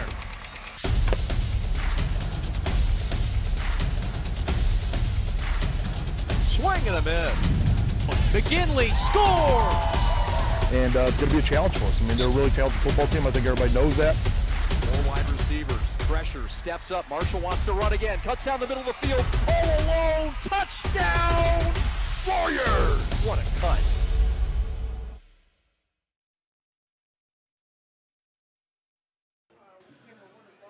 Ultimate domination here from St. Mary's Preparatory Academy, Molesky Field. St. Mary's up 41-0. Want to give a quick thank you to Gino's Pizza for providing us here in the booth of the Prep Sports Network. Just some great pepperoni pizza pregame. I had a couple pieces, Joe. It was much needed. I will say that for sure. Well, I mean, I was going to say I turned down the Gino's, but I didn't. It was fantastic. A good friend of mine loved Gino's and just passed away this past week, Jerry Priesthorn. And Priesthorn family's in our thoughts and prayers. They love Gino's, and they used to go to Gino's all the time. And so our thoughts and prayers are out to Jill and the Prescorn family. Most definitely is. Brother Rice will take the ball now after a ground ball kick to about the 24-25 yard line. Rice will take things over with 28 seconds to go in the half. It's got to be a completely different mindset going into this second half for Coach K of Brother Rice and this entire team of the Warriors. Well, I mean, it is, and it's a tough situation to be in right now. I mean, you have to give credit to St. Mary's, first of all. Second of all, they've got to have the no-fight attitude, or the no-quit attitude. They've got to continue to fight there on the right side. Blake Miraghi with the ball. He's going to hand it off up the middle again. Farrick is just continuing to try to churn yards. He'll get it for about 1 or 2 to the 25-yard line. Talked about St. Mary's and how everything is out in front of them to continue their season into a pre-district and a district game. Remember last season, only 3 wins. They were 3-5 to enter the playoffs, ended up winning their pre-district and their district game to take that championship. First half is over. We'll get back with the second half thoughts in just a moment. Thank you very much. 41-0 over Brother Rice. This is The Prep.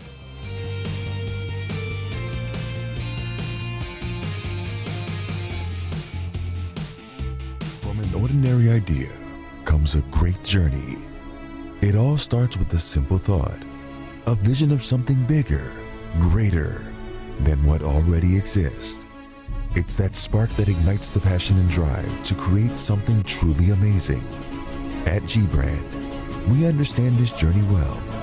We take pride in the details and perfecting every aspect of the process, regardless of how small or big they may be. Because it's more than just a design or a shirt. It's about outfitting future champions. There's something to be said about a team coming together, each member contributing their unique skills, talents, and ideas. It's that collective effort that takes a simple idea and turns it into something truly great. The process can be excruciating, with countless hours spent tirelessly reviewing every detail. But the end result is pure and so rewarding, knowing that we've created something that will inspire greatness in those who wear it.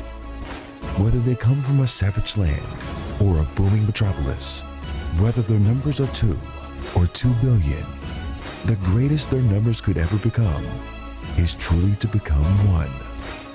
That's why at G-Brand, we're more than just a clothing company.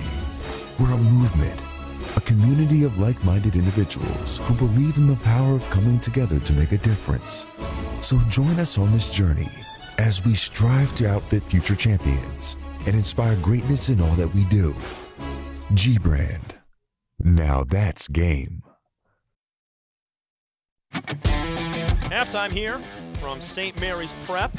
41-0. Eaglets all over Brother Rice right now as the Warriors are in the far right end zone talking things over.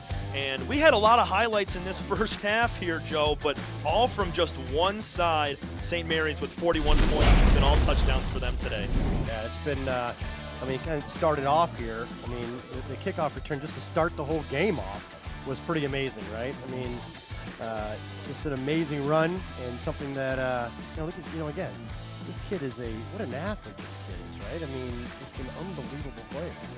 Bryson Williams, that's his 4th special teams touchdown of the year, and you see Jabin Gonzalez slinging the ball. He gets one off to Zane Wilson for a touchdown. That was still in the first 5 minutes of this game. St. Mary's just with a quick 1-2 punch to Brother Rice to start things off, and then obviously you got this interception, just one of the 2. The defensive plays all night from St. Mary's. They've been in Blake Miroghi's face all game long. I mean, and again, this kid has had a valiant effort, but it's been very tough for him.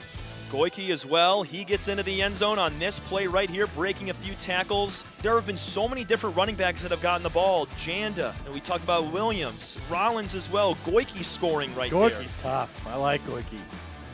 It's a great name to say too. Goike. And there's Carrick right there, off to the races. Look at Carrick. I mean, he's looking back, but the distance is getting larger between the defender and him. Oh, yeah. He is fast. That was a great run on. I think it was a 4th down too, wasn't it? It was 3rd or 4th down from their own 30-yard line. Yeah. That was a long run, and that one put them up 34-0. Janda! And then Jack Janda, he gets into the end zone. The 2nd passing touchdown of the night for Jabin Gonzalez. By the way, he's a sophomore. No big deal. Sophomore, going to be here 3 more years.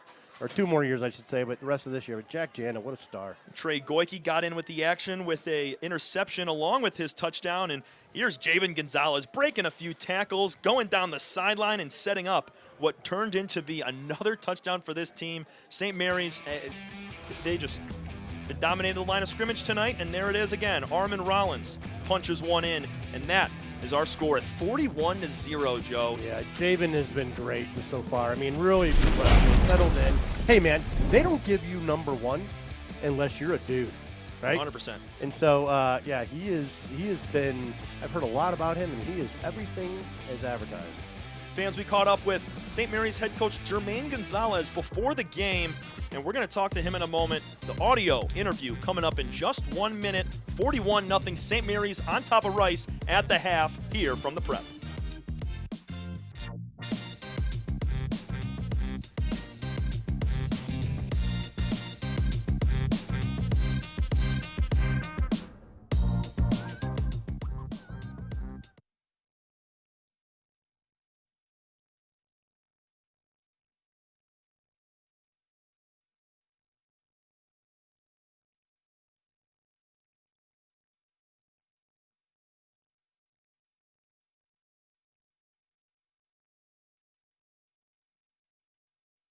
Spot, so we're playing for a lot of things right now. So your son, Jabin Gonzalez, the starting quarterback now for this team. Last week, it was kind of a tough go of it, just in tough weather against a really good team. It's a little bit different this week against Brother Rice. What do you expect out of your son? Well, he was thrown to the wolves last week. I mean, I just expect him to just kind of manage the game and play football. You know, he's been poised and he's been showing leadership, so I don't expect anything less from him. So. And this is a rivalry game straight up. Brother Rice, St. Mary's, every single year. It's a very good rivalry, very competitive. What are your thoughts going into today against a decent Rice team? It's going to be a battle. You know, they're going to be competitive, well-coached team. It's going to be another one of those games that's going to be physical. So we look forward to it. I'm sure they are too. Just another classic St. Mary's, Brother Rice battle. Coach, thanks so much. Thank you. Guys, head coach Jermaine Gonzalez of St. Mary's football ready to take on Brother Rice here from Week 8. Coach Jermaine Gonzalez thrilled about his program going into this game and got to be thrilled with what he's seen so far from Jabin Gonzalez. We'll be back in a minute for the second half of action between Brother Rice and St. Mary's here on Senior Night. This is The Prep.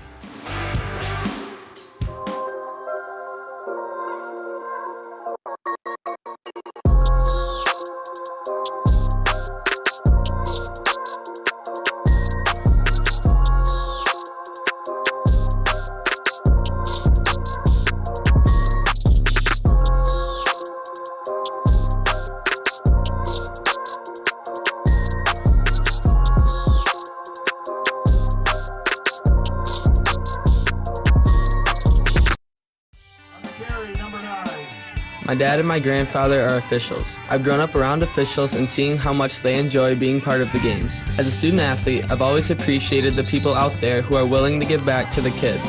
The Legacy program lets me officiate while I'm still in high school, working younger kids' games. Officiating gives me a better understanding of the game. I get to make some pretty good money for a high school kid, and I even get to spend some quality time with my dad. There's help wanted.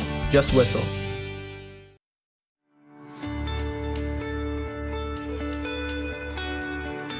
Hi folks, Dr. Joe here again with Michigan Orthopedic Surgeons. Everywhere you look this time of year, people are running, and that's a great thing because running is an excellent exercise, especially for your cardiovascular and musculoskeletal systems. But the question is, are you running a safe running program? All too often, people are hobbled by things like shin splints and patellar tendonitis. But luckily, simple things like stretching and warm-up, the right running shoes, and realistic weekly mileages can keep you in your running game. For more information, go to miorthosurgeons.com.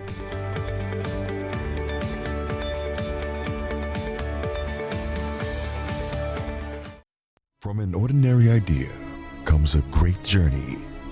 It all starts with the simple thought, a vision of something bigger, greater than what already exists. It's that spark that ignites the passion and drive to create something truly amazing. At G-Brand, we understand this journey well. We take pride in the details and perfecting every aspect of the process, regardless of how small or big they may be. Because it's more than just a design or a shirt. It's about outfitting future champions. There's something to be said about a team coming together, each member contributing their unique skills, talents, and ideas. It's that collective effort that takes a simple idea and turns it into something truly great. The process can be excruciating, with countless hours spent tirelessly reviewing every detail. But the end result is pure and so rewarding, knowing that we've created something that will inspire greatness in those who wear it.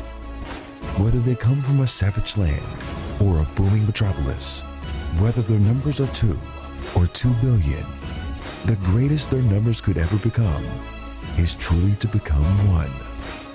That's why at G-Brand, we're more than just a clothing company. We're a movement, a community of like-minded individuals who believe in the power of coming together to make a difference. So join us on this journey as we strive to outfit future champions and inspire greatness in all that we do. G-Brand.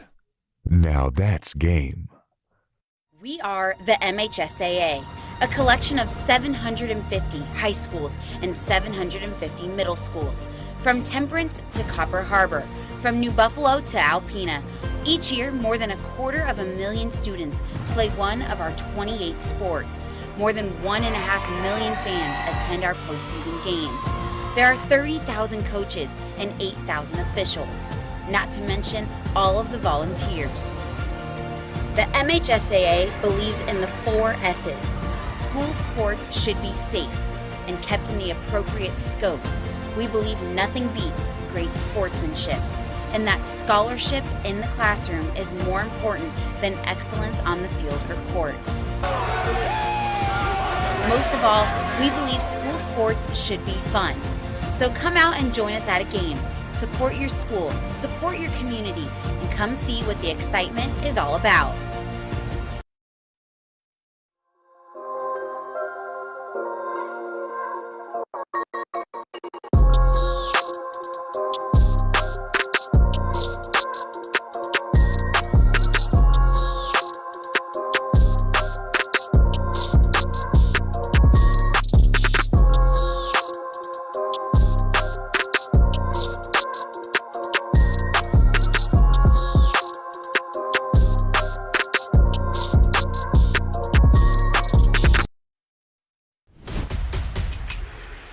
The shoulder.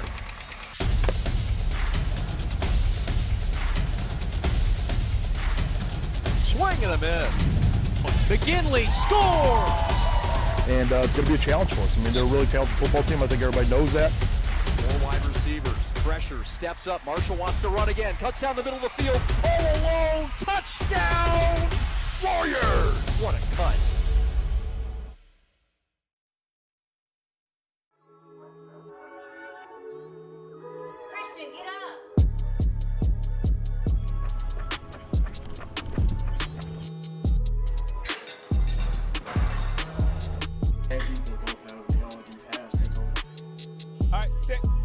Game day don't start Friday. Let's get it, baby.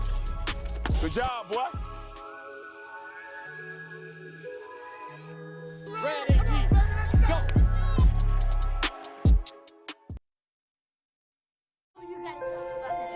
The innocence of youth. Is there anything any better? But soon they'll be in high school and facing all the same challenges you faced. How to make friends, how to fit in, how to be cool. We want our children to have everything they'll need to live fulfilling and productive lives. Make sure the kids in your family are among the more than 300,000 participants here in Michigan who take part in high school sports.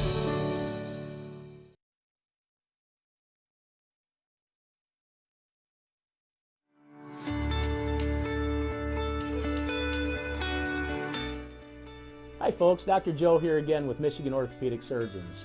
Did you know that kids are not little adults when it comes to sports injuries? That's because of something called the growth plate. Growth plates exist all over the human body in our growing athletes. They're actually little cartilage discs that exist at the end of all the long bones. It's simply where a kid grows. The problem is that the growth plate can be the weak link. What might be a sprain, a strain, or a tear in an adult when they hurt themselves can actually be a growth plate fracture in a kid. So it's important, if your kid has hurt themselves and they're not using their arm or they're not able to put weight on a leg, come see one of us, get an x-ray, and make sure it's not a growth plate fracture. For more information, go to miorthosurgeons.com.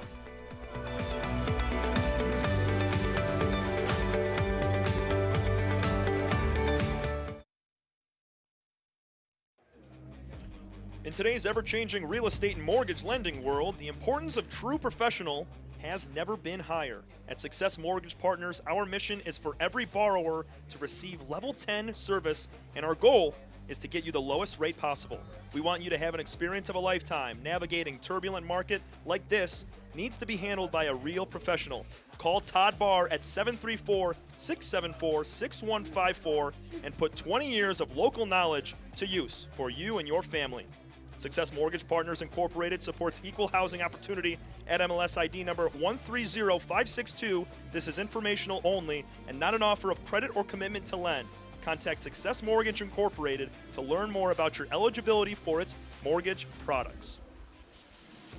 Back for a second half of football here. Joe Mooney alongside Tom Cavanaugh, and it's a 41-0 game, Joe. There's not much of a battle at the moment, but that doesn't mean Rice can't bounce out and have a couple scores to get this game a little bit more competitive. Yeah, I think competitive is something that it wasn't in the first half. Nope, I mean, we have to be honest here. I think that, Brother Rice just basically came out flat. And, St. Mary's from the opening kickoff just took it to them and are just taking them to the woodshed. This rivalry is tough. They're looking to advance to 3-5, and it looks like Brother Rice is on the running clock mode to 0-8, I should say. But I will tell you, you got to keep it because there's going to be some great content in the second half. There's going to be some future players on both sides. I think they'll probably throw in some sophomores on both sides of the game and see if there's some good little gems in there that they can use for the future. I'm always loving these games because it's like they have some people in there. Number one, you want to see,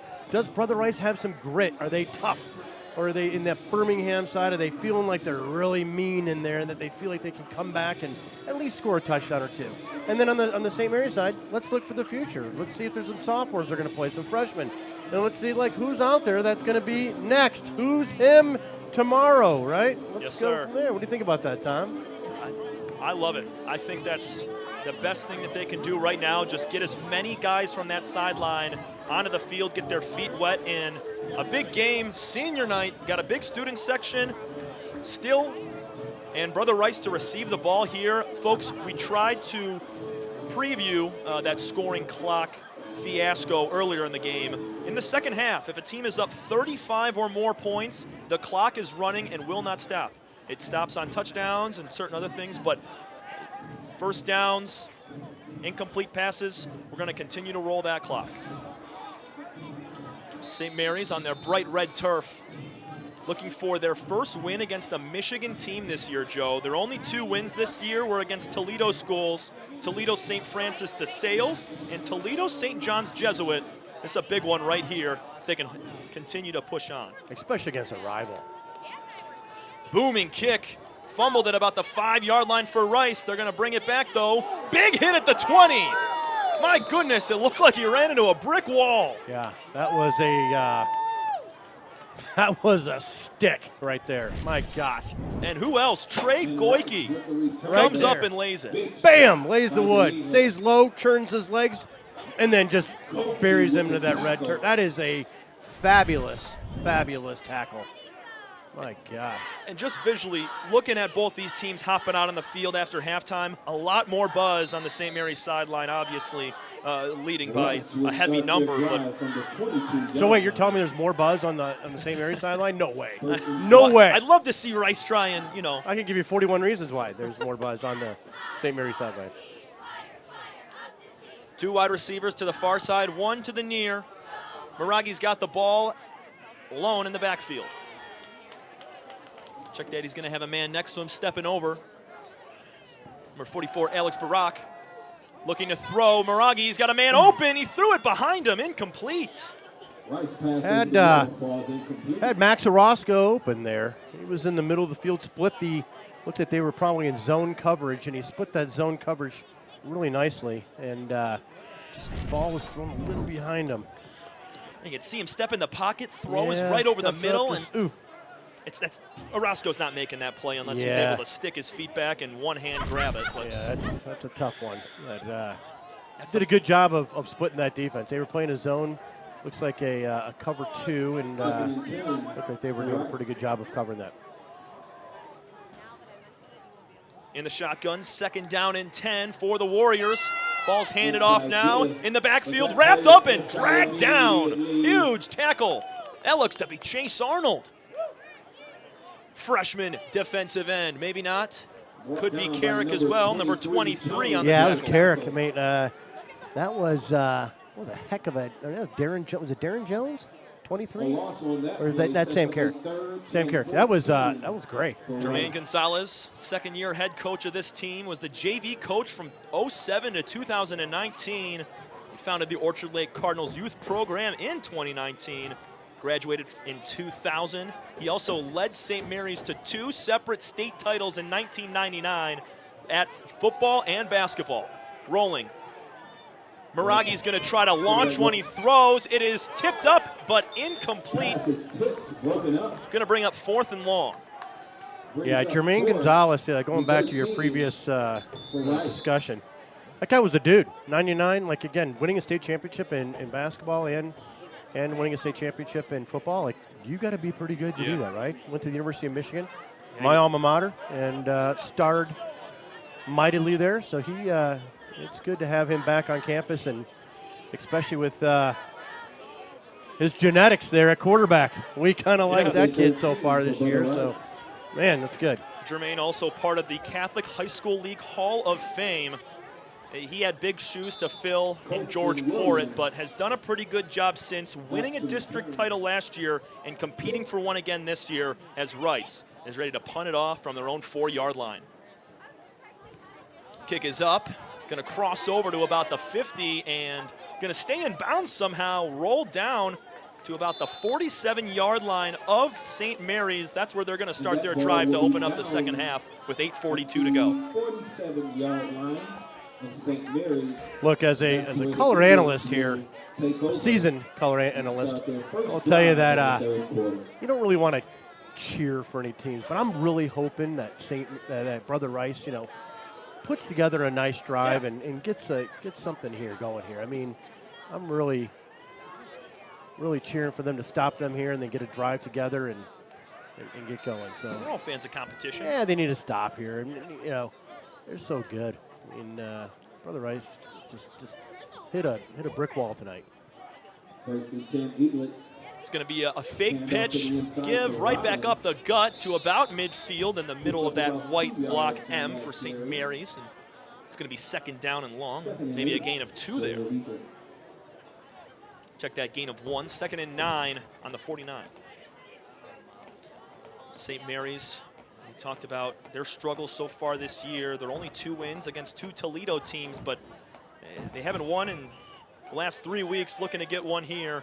They're looking great. Here's Bryson Williams on the catch across the 40. He breaks a tackle, stiff arm.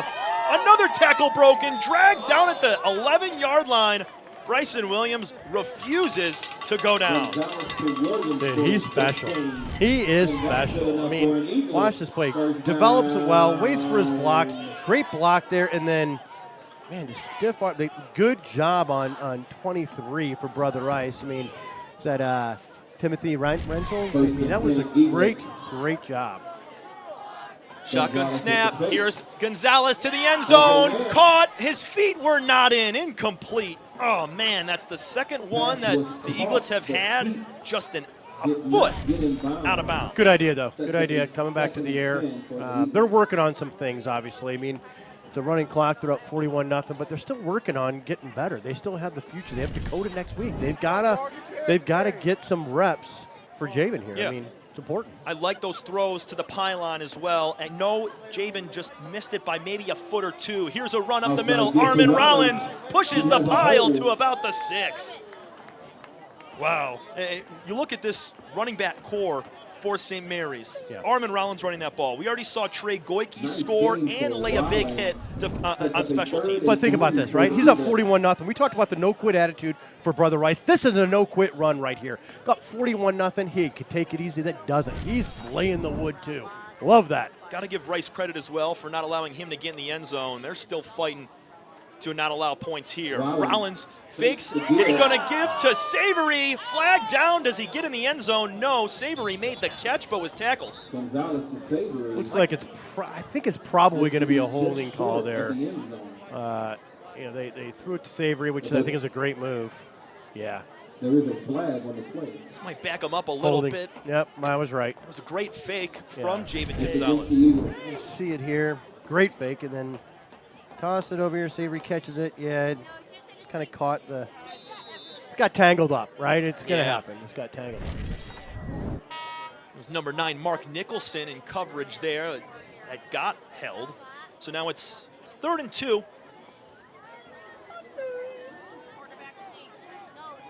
Check that, it's a 3rd and long. Gonzalez to the air again, throws it up. It is incomplete. It's caught, but out of bounds as the rain is beginning to fall here at Molesky Stadium. Wind billowing as well, Joe. Yeah, I think, that wind and the rain, I mean, some people have left the stands. They're tuning in right now to the prep. I know that. They all came up to us after and said, hey, we're going to head home, but we're going to watch it on the prep. So I'm excited about that. So, I mean, we're just getting more and more people tuning in. So good throw here. I mean, here's the thing. It's a great throw because it's incomplete. But the fact of the matter is that he threw it out of harm's way. Either he makes the catch. He's the only one that can make that catch. Right. And that's the big thing, too. Don't want to leave it up to chance and turn the ball over.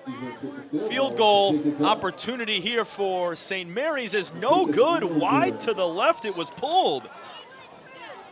4:38 remains in the 3rd quarter. The score, Eaglets. Not able to convert on that kick. Yeah, this can happen against Dakota. I mean, in the future, in the pre-district district, they've got to actually have they got to keep the intensity up, but they've got to have things like that. Their field goal team has got to be buttoned up, tight, ready to go. As kicker, Sam Carrick, number 81. And by the way, it was Darren Jones with that 70-yard run. Apologies to Darren Jones as well, as he went for 75 yards. We got a little bit of that mixed up. Sam Carrick with the missed field goal there as Rice has the ball now. In and out of the hands. Great throw from Maragi. Oh, that was going for 6 right there, Joe. Yeah, I think that, I think it was Sebastian Abro. Sebastian, just had it dialed in, had a beat on it, and then, man, and he's frustrated. He's frustrated. He knows he should have probably made that catch. Frankly, St. Mary's broke down on the defense there. They need to they need to tighten this up. I know it's a running clock and all, and they're up 41, but come on, guys. I mean, that's something that they need to tighten up, and Brother Rice is doing a great job of, testing them and keeping the pressure on them. 3 minutes, 23 seconds. Clock is continuing to tick. Maragi with the ball. He's going to run it. Good block here from Rice, but he's not going to bump it outside. Taken out of bounds right at about the line of scrimmage. It's going to come up 3rd and long here for the Warriors. And Joe, there were about 1 or 2 drives for Brother Rice today that showed some promise, but everything else so far has really been stuck in the mud. Yeah, they've done a good job of more running it up the 3 and the 5 hole on the offensive line, up the middle a little bit more. Doing some different traps and some other things. On the sweeps and the different things like that, they're just not fast enough. They don't have the athletes that St. Mary's does. St. Mary's has been sealing those corners off incredibly well. So, I applaud Brother Rice for continuing to do that, but I think that they've had some more luck in the misdirections up the gut. Maragi's once again in the shotgun. He's got a man to his right. Going to drop back to pass. lets this one fly. Way overthrown to about the 50-yard line. 4th and 9 coming up. 4th and 8, excuse me, as intended for Max Orozco. Yeah, Max Orozco, I think, had a there was a mix of signals there between Max Orozco and Blake Morogi there, because that ball was 20 yards from him. So it's going to be a punt opportunity here for Rice. They're going to be punting deep in their own zone right now. And check out where Bryson Williams is standing, right about the 50-yard line of St. Mary's here, and going to get a pretty good return. Let's see. So Coates is back there as well, correct? It's number 26, Lorenzo Barber, as well with him. And Barber's going to take it out of, no, he's going to leave it alone. This ball's going to trickle down. Great punt. To about the 23-yard line. Nice punt there from Rice. Yeah. Doesn't give St. Mary's great field position. But we're going to take a quick timeout. 41-0. St. Mary's on top of Brother Rice with 1:19 to go. We'll be right back. This is The Prep. Your score, 41.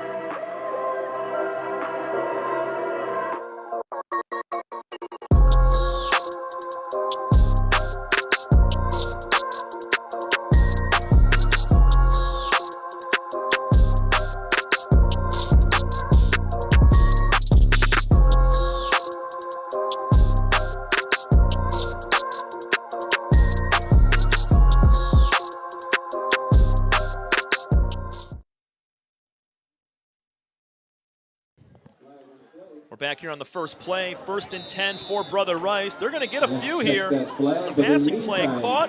Get your 50-50 tickets out. Check that. It was a run. Looked to be over to number 30, Nolan Hanawa. We'll be announcing a winner in roughly 35 seconds. Yeah, I got to tell you, Tom, the rain's starting to come down here a little bit more. We have a total George of Court Field. $55 for the winner. And it's going to be a little bit tough for them to throw. I think we're going to see us, kind of grind it out on the ground a little bit. We got 35 seconds in the third quarter, but I just think that they're probably just going to see how that run gets. I could be wrong, but I think Jabin is doing a fantastic job of controlling the tempo so far. He's done a great job, and there's a penalty that pushes them back a little bit, but as time continues to tick, this may or may not, this will be the final play of the third quarter. But that's what the running clock does right there. As soon as St. Mary's scored to go up by 35 or more, this quarter dwindled down. Here's a pass caught, looked to be by Lorenzo Barber, but nothing more than a yard there, as this horn will sound, and the third quarter is over. Your score, Eagles 41. That's a quick third. 41-0. St. Mary's dominating Brother Rice. Both teams will switch sides. We'll be back in a minute. Fourth quarter coming up here between St. Mary's and Brother Rice. This is The Prep.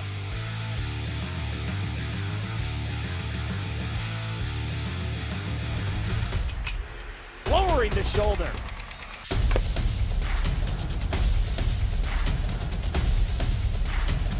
Swing and a miss. McGinley scores!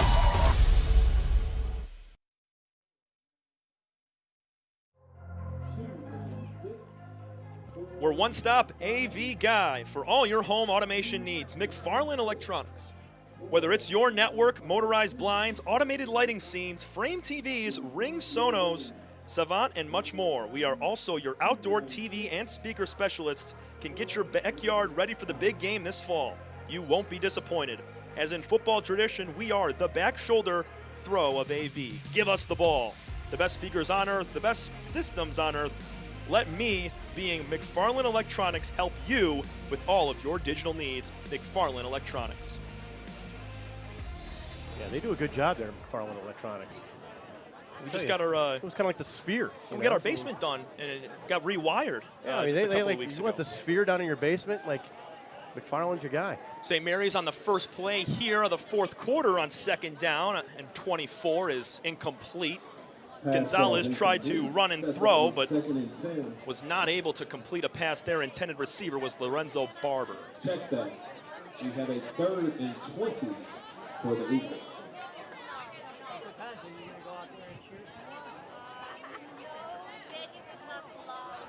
41-0, St. Mary's on top. They scored 34 of those in the first quarter, tacked on 7 Inside give. in the second, and that's all she wrote at the moment as this ball's given right up the gut. Couple of yards there. It's going to be 3rd down and long. Armin Rollins again on the carry. Rollins with the carry, picks up a couple on the play. Yeah, and people are probably asking, why is St. Mary's keeping Rollins in or Jabin in? They're up 41, it's a running clock. Well, I got to tell you, these guys are young guys. Jabin's a young quarterback. He needs the reps. He needs the opportunity for him to continue to develop. And next week as well. Next week is important, and he needs to feel comfortable under center. It's critical. So all you haters out there saying, why is he still in the game? But you know what? Guess what? He's in the game because he needs the reps. He needs the opportunity. He's a dude, and he needs to be a dude. Tom Cavan alongside Joe Mooney for this final quarter of play between St. Mary's and Brother Rice. Nathan Barron with a booming kick, going to take an Eaglets bounce, continues to roll. Wow, all the way to about the 43-yard line of Brother Rice. Nice kick from Nathan Barron, who was out last week. That was a big spot. That was a good kick. I got to tell you, we need him back. St. Mary's needs him back. I will tell you, he kicked into a gale force wind, too. I mean, look at those flags, Tom. I mean, that was a heck of a kick into a 30-mile-an-hour wind with the rain coming down. It's a glorious night here in Orchard Lake, Michigan. Brother Rice taking things over here on their own zone. Adam Korzaneski, Brother Rice's head coach. It's his 7th season, 12th season as a coach with Brother Rice. He was the offensive coordinator back when Brother Rice won 3 straight titles in 2011, 12, and 13. He went to Western Michigan, and played linebacker for 4 seasons. Just a great guy to take the reins of this program, and he's been around Brother Rice football for a very long time. Coach K is what they call him as well out in Birmingham. Yeah, I had a nice conversation with Coach K yesterday. He's a good dude. He's he's very proud of his son. His son's the center for the Brother Rice team, and that's tough to go 0-7. Your son's the center, and I got to tell you, he's done a fabulous job there. Huge respect, mad respect coming out to Coach K and what he's doing here. 2nd down and 8 after a quick run for 2 yards. Brother Rice trying to just get on the board here in the 4th quarter. Blake Morogi going to throw on the run. It is incomplete, out of bounds. Intended receiver was Orozco again, just ran out of room. Yeah, that's a tough throw too, right? I mean, he's going across his body to the short side of the field. It's a kind of trying to short arm it there, try to slide it in there. That's a tough throw on even in the easiest conditions. It's a recipe for disaster right now for Rice as well, trailing by so many points. The only way they're going to be able to make up any bit of this total is through the air. Now, with billowing winds and pouring rain, it's tough to be able to do that, but they're going to try their best at it right now. Yeah, as a play-by-play guy, that is the most optimistic comment I've ever heard all night. That was fantastic for them to make up some of the play. That's good. Okay. Confusion here on the St. Mary's side. You can see, I mean, this is what you're happening, right? Okay, you start putting in some other people, that sophomores, freshmen even, some 2nd, 3rd stringers to get them some playing time. They have problems in terms of who's running on and off the field, and obviously it's delaying the game, and they've got to get in a better rhythm that way, and that's why they got the penalty. So, I mean, again, I think if I'm St. Mary's, I'm looking for next week. I'm looking for wins of how you can keep the momentum in next week, right? Yeah. How you can continue to have successes on the field here in the next 8 minutes left. And head coach Jermaine Gonzalez wants to see who's still giving it their all right now in a blowout lead. Dump pass off. It's going to be caught by Rice, breaking a tackle across the 40, down to about the 35. Oh, my goodness. Jack Fleury. Jack Fleury getting in on the offensive side. Dude, that was like a runaway freight train there. My gosh. The former Rochester Ray baseball player was like rumbling and bumbling down there. He's athletic. That was an athletic play. At first glance, I thought it was Stanton Kapla, but he's out tonight. No, it's definitely Jack Fleury. He's not an offensive player most of the time, but my goodness. That's a heck of a tight end screen there. That was great. Good job for Jack Fleury. Fleury listed at 6'1", 230. He's a senior. That was a beast. Morogi to throw. He's going to let it loose. Deep pass to the end zone. Just a bit short, incomplete. Looked to be intended for Jack Stenger there. So we got a man down. Hate to see this, right? On this play, though, kind of underthrown. I mean, look at you can see the rain in there, right? Yeah. I mean, it's pouring down rain. And it's never an easy way to throw a ball, right? So that's a tough one. Joe, I don't know if you saw, but Colorado was getting ready. We'll talk about that when we get right back about kind of that the rain delays right there, but we'll take an injury timeout break. Rice has a man down on the field, 41-0. Brother Rice on trailing with 7:05 to go. Lowering the shoulder.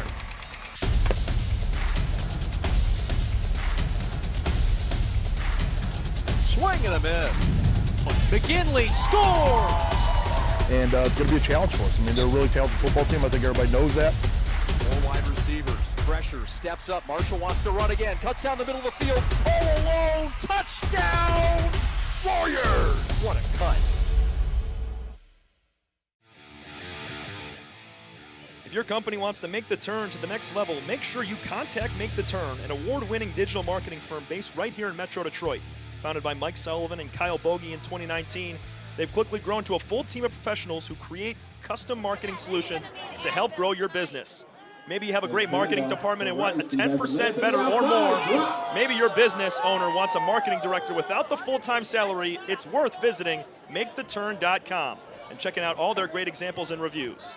They can help with the content creation, digital advertising, and even just optimizing your social media and web presence. Visit MakeTheTurn.com to schedule a free consultation and see how they can help your company make the turn to the next level. You know, I love advertising, you know. It's great. I mean, make the turn, make the turn, make the turn. Instead of 3 times, and people are going to remember that. They better make the turn. Make the turn. They're getting their make the turn's getting their money worth. 6:25 to go here in the fourth quarter. Miragi, he's going to throw deep again into double coverage. This ball is almost intercepted. In and out of the hands of the defensive back. Looked to be Duke Coates or Chris Dettori, one of the two there. Regardless, it was great defense. I mean, they turn their head. That's what's so. Look at this defender here, right? One of the most important things you can do is turn your head.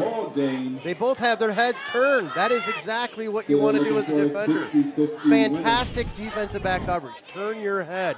You youngsters out here listening, I know there's thousands of you listening. Turn your head to the quarterback after you're locked up with the guy. I'm telling you, it's the best way to hit an interception or knock down a ball.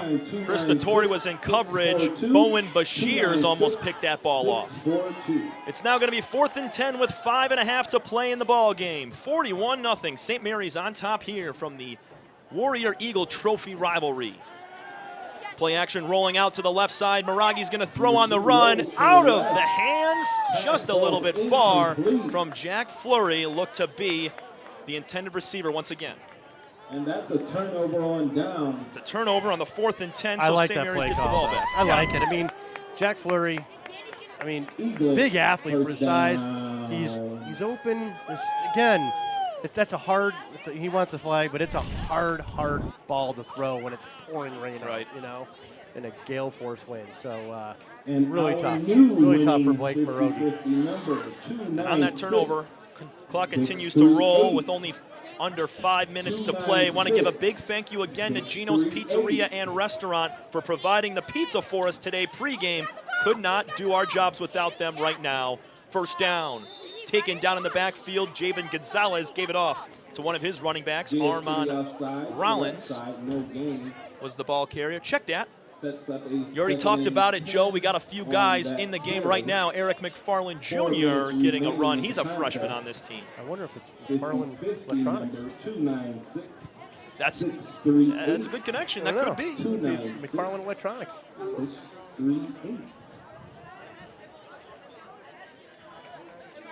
Just about 4 minutes to play. Large lead for St. Mary's. They're trying to finish this thing off. Just running it up the gut. Another one this time to Kamari Patterson. So, Joe, going into next week, St. Mary's, I mean, if you're Dakota looking at this score, boom, 41-0, if it stays this way, got to be a little bit concerned of what you're going to see in St. Mary's because they're a talented group if you catch them on the right day like this. Taken down in the backfield. This is going to continue to roll the clock. A long 4th down here for St. Mary's. Yeah, I mean, I think you've got legit 6 or 7 Division I, high Division I, Power 5 guys on the field for St. Mary's. Yes. Like that's not disputable. That is an unbelievable amount of players on a high school team. And so they have to be concerned about it. I mean, I'm watching like Janda run out there right now, and I'm like, my gosh, look at the size of that guy, the agility and the speed. I'm looking at a freshman in Jabin Gonzalez. Right, I'm looking at some of these kids, and I'm like, the tight ends are just great. I mean, across the board, they're legit. And I think that one thing that I think that they are missing is that or Dakota may miss is that these guys are incredibly talented, and they're going to be a force to be reckoned with next week. I mean, they are really, really good when they want to be. And I think that they wanted to be from the kickoff. I mean, it was phenomenal. Super impressive tonight. I was incredibly impressed with everything from Bryson Williams. I mean, you want to talk about an athlete? The dude's like an unbelievable soccer player, too, from what I've been told. Like, he's a D1 soccer player. He's like a prospect there. The guy can run like the wind. He's shifty as heck. I mean, he is like clearly one of the best athletes on the field at all times. When he gets the ball, it's boom, electric, crash. It's unbelievable. So I really like him. The entire, the offensive line was so much better today. I mean, the one thing that having Antonio Johnson back, right? I mean, come on. You have a guy that's got, 12, 14 offers? I mean, Penn State's looking at the dude. So come on. Like, it's a good team. They've bought Jabin Gonzalez a ton of time to throw the ball, and there was a penalty on the punt return, so good field position here for Rice as a first down catch is taken for about 10 yards. Nice throw from Blake Morogi there to about the 40-yard line of St. Mary's. First down. Yeah, that was a nice play. Very nice. And again, something that St. Mary's didn't defend very well, and they need to. Brother Rice, again, it's just a good play. I wish they would have done more of those during the year or during the game. Snap again to Morogi. He's going to fake a pass, now go deep with one. Got a man open. It is overthrown by a couple of feet, and there's a flag out. Wow. Looked like tight, correct coverage, but not by the referee standards there. I want to see the replay on this. Again, the referee is not going to pick it up that often, but let's see here. Yeah, he had his head turned. It could go either way. I thought he had his head turned, though, towards the ball. Maybe he thought it was uncatchable. Who knows? It's Peter Biglin, the intended receiver again, but sometimes when the wide receiver falls on his route, it happens. Yeah, no doubt. Now, once again, another look at it right there. It was good coverage, but yeah. That's okay. They're up 41. Why are you complaining? You're up 41. Right? 1st and 10 here for Rice. They're at the 25-yard line. Best field position they've had all day. Pass is complete for a first down inside the 15. Nice grab. Max Orozco. That looked like number 2 for Brother Rice that fired that dart Morogi. That looked like Mariano Valente. That's a name from the past.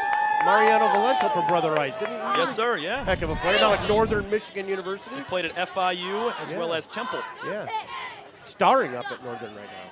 Shotgun, it's a read option. Here goes Morogi. He slips and falls at the 5-yard line. He was about to take a big hit, Joe. I don't know if he was preparing for that or just lost his footing in the rain. Yeah, Brother Rice doesn't need another injury, right? I mean, that's the last thing they need. So it was probably a smart move. I don't know if it was a slide, design slide, or a slip from the wet turf. He definitely slipped there right before the 5. But either way, there's only one quarterback on this roster right now in Blake Morogi because their other guy broke his arm back in week 4. Yeah. That was a big loss. Jet sweep. Orozco. Here's a chance for the end zone. Orozco is in. No, he's down at the 1-yard line. They got 20 seconds. This is exciting. They got 20 seconds here. 15 seconds. For the 1. Rice. Spike it over anything to do. Trying not to get shut out. Morogi. Touchdown, Rice. Oh, all right. As time expires, 5 seconds to play. They're going to put 6 on the clock. Oh, wow, Rice gets in. I got to tell you, what a sense of urgency from the Brother Rice Warriors right there.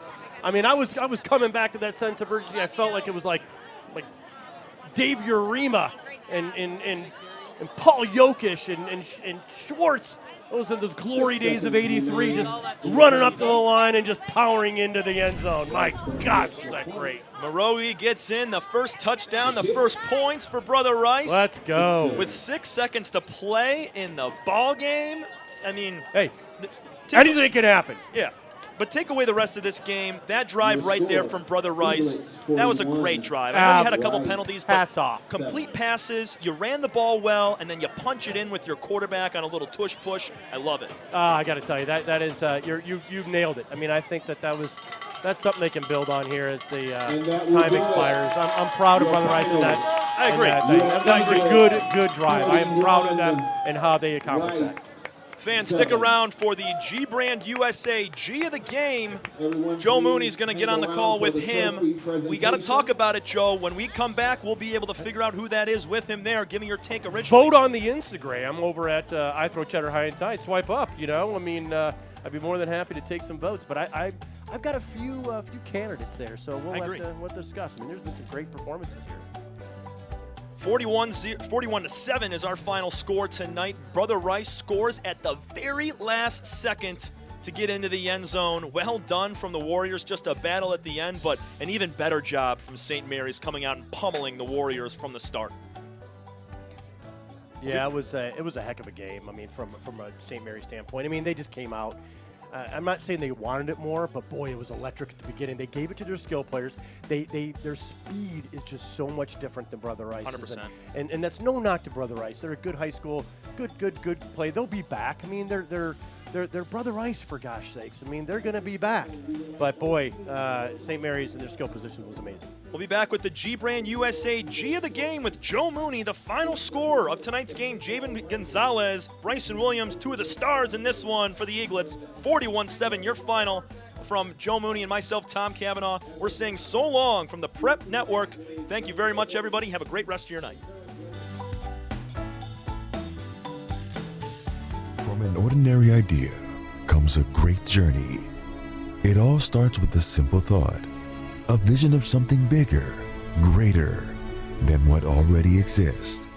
It's that spark that ignites the passion and drive to create something truly amazing. At G Brand, we understand this journey well. We take pride in the details and perfecting every aspect of the process, regardless of how small or big they may be. Because it's more than just a design or a shirt. It's about outfitting future champions. There's something to be said about a team coming together, each member contributing their unique skills, talents, and ideas. It's that collective effort that takes a simple idea and turns it into something truly great. The process can be excruciating, with countless hours spent tirelessly reviewing every detail. But the end result is pure and so rewarding, knowing that we've created something that will inspire greatness in those who wear it. Whether they come from a savage land or a booming metropolis, whether their numbers are 2 or 2 billion, the greatest their numbers could ever become is truly to become one. That's why at G Brand, we're more than just a clothing company. We're a movement, a community of like-minded individuals who believe in the power of coming together to make a difference.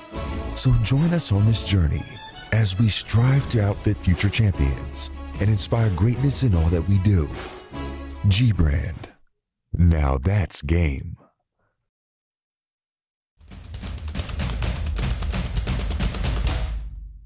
As the voice of Michigan's student athletes, the Student Advisory Council's role is to convey the message of how high school sports should be played. We are responsible for helping the MHSAA maintain a positive and healthy atmosphere in which interscholastic athletes can thrive. We believe that athletes should be competitive, sportsmanlike, and excel academically. We believe that students in the stands should have fun, but not take away the focus from the game.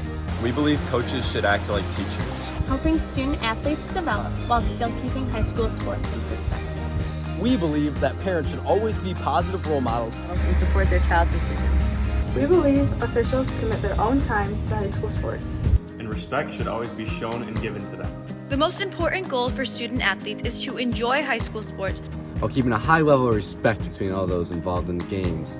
Enjoy the game. Enjoy the game. There's just one place where students are students first, and athletics are played with purpose and perspective. That place is your local high school. High school sports offer more than the joy of competition. Studies show that student athletes are also likely to enjoy greater levels of achievement in other areas of their lives, including academics. High school sports, a winning part of a complete education.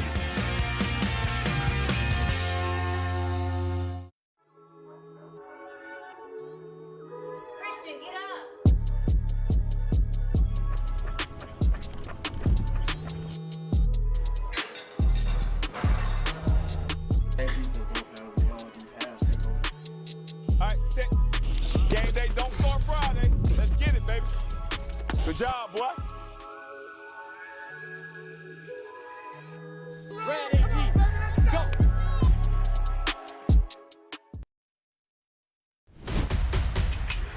Lowering the shoulder.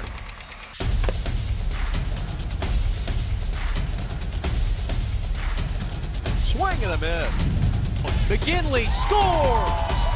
And it's going to be a challenge for us. I mean, they're a really talented football team. I think everybody knows that. Four wide receivers. Pressure. Steps up. Marshall wants to run again. Cuts down the middle of the field. All alone. Touchdown! Warriors! What a cut. All right, this is Adam. Take two. Mark? I guess. I go like this. The best part about playing football in Texas has to be the reaction from the community. I want to encourage others to play volleyball or choir because you get to experience new things and do stuff that you've never done before. My reason why is passion. My reason why is pride.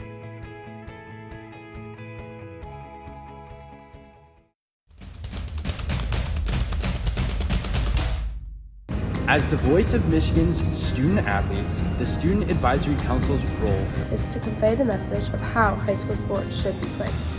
We are responsible for helping the MHSAA maintain a positive and healthy atmosphere in which interscholastic athletes can thrive. We believe that athletes should be competitive, sportsmanlike, and excel academically. We believe that students in the stands should have fun, but not take away the focus from the game. We believe coaches should act like teachers, helping student athletes develop while still keeping high school sports in perspective. We believe that parents should always be positive role models and support their child's decisions. We believe officials commit their own time to high school sports, and respect should always be shown and given to them. The most important goal for student athletes is to enjoy high school sports while keeping a high level of respect between all those involved in the games. Enjoy the game.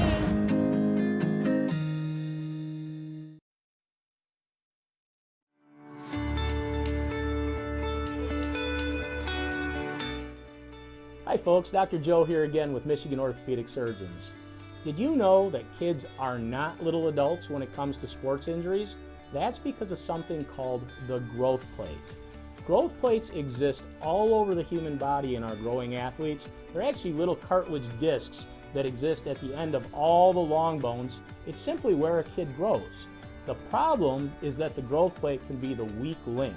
What might be a sprain, a strain, or a tear in an adult when they hurt themselves can actually be a growth plate fracture in a kid. So it's important, if your kid has hurt themselves and they're not using their arm or they're not able to put weight on a leg, come see one of us, get an x-ray, and make sure it's not a growth plate fracture. For more information, go to miorthosurgeons.com.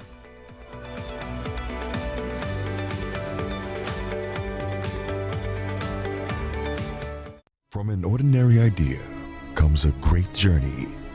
It all starts with the simple thought, a vision of something bigger, greater than what already exists. It's that spark that ignites the passion and drive to create something truly amazing. At G-Brand, we understand this journey well.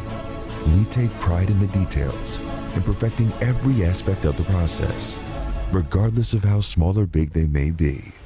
Because it's more than just a design or a shirt.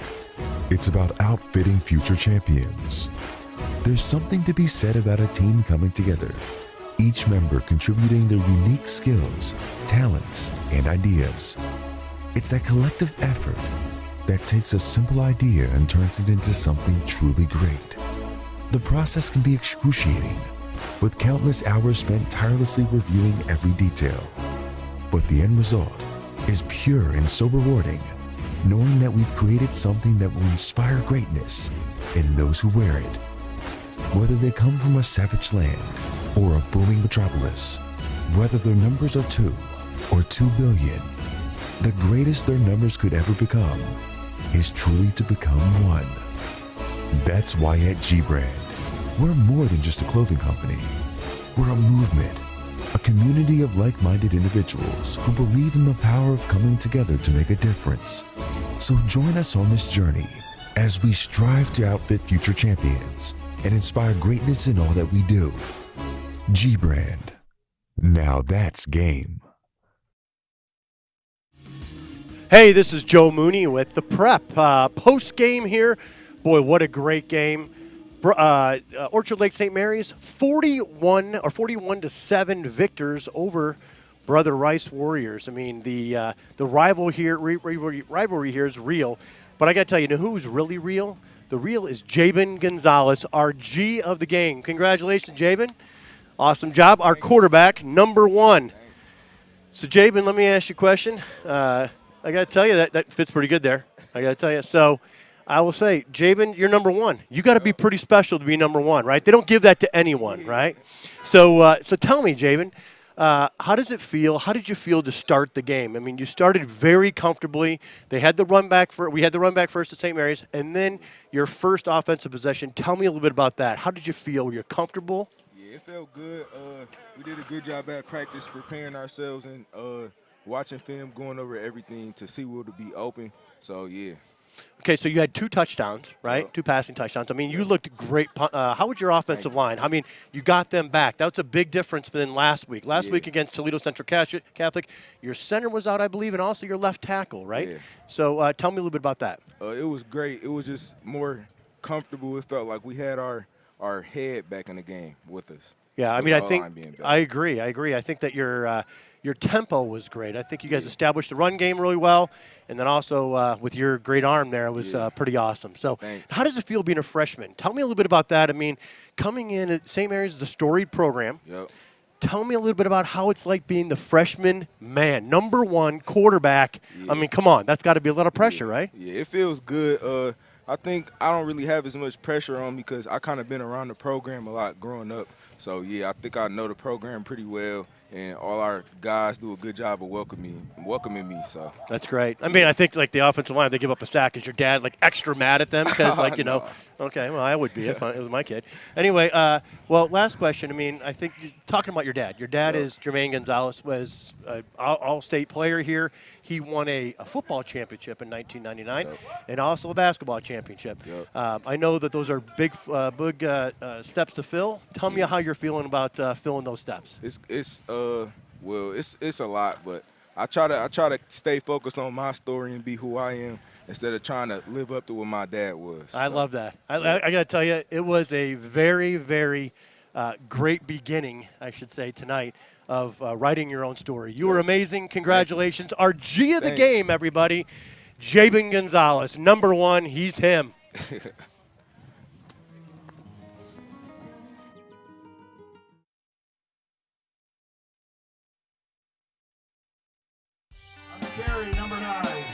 My dad and my grandfather are officials. I've grown up around officials and seeing how much they enjoy being part of the games. As a student athlete, I've always appreciated the people out there who are willing to give back to the kids. The Legacy program lets me officiate while I'm still in high school, working younger kids' games. Officiating gives me a better understanding of the game. I get to make some pretty good money for a high school kid, and I even get to spend some quality time with my dad. There's help wanted. Just whistle. Lowering the shoulder.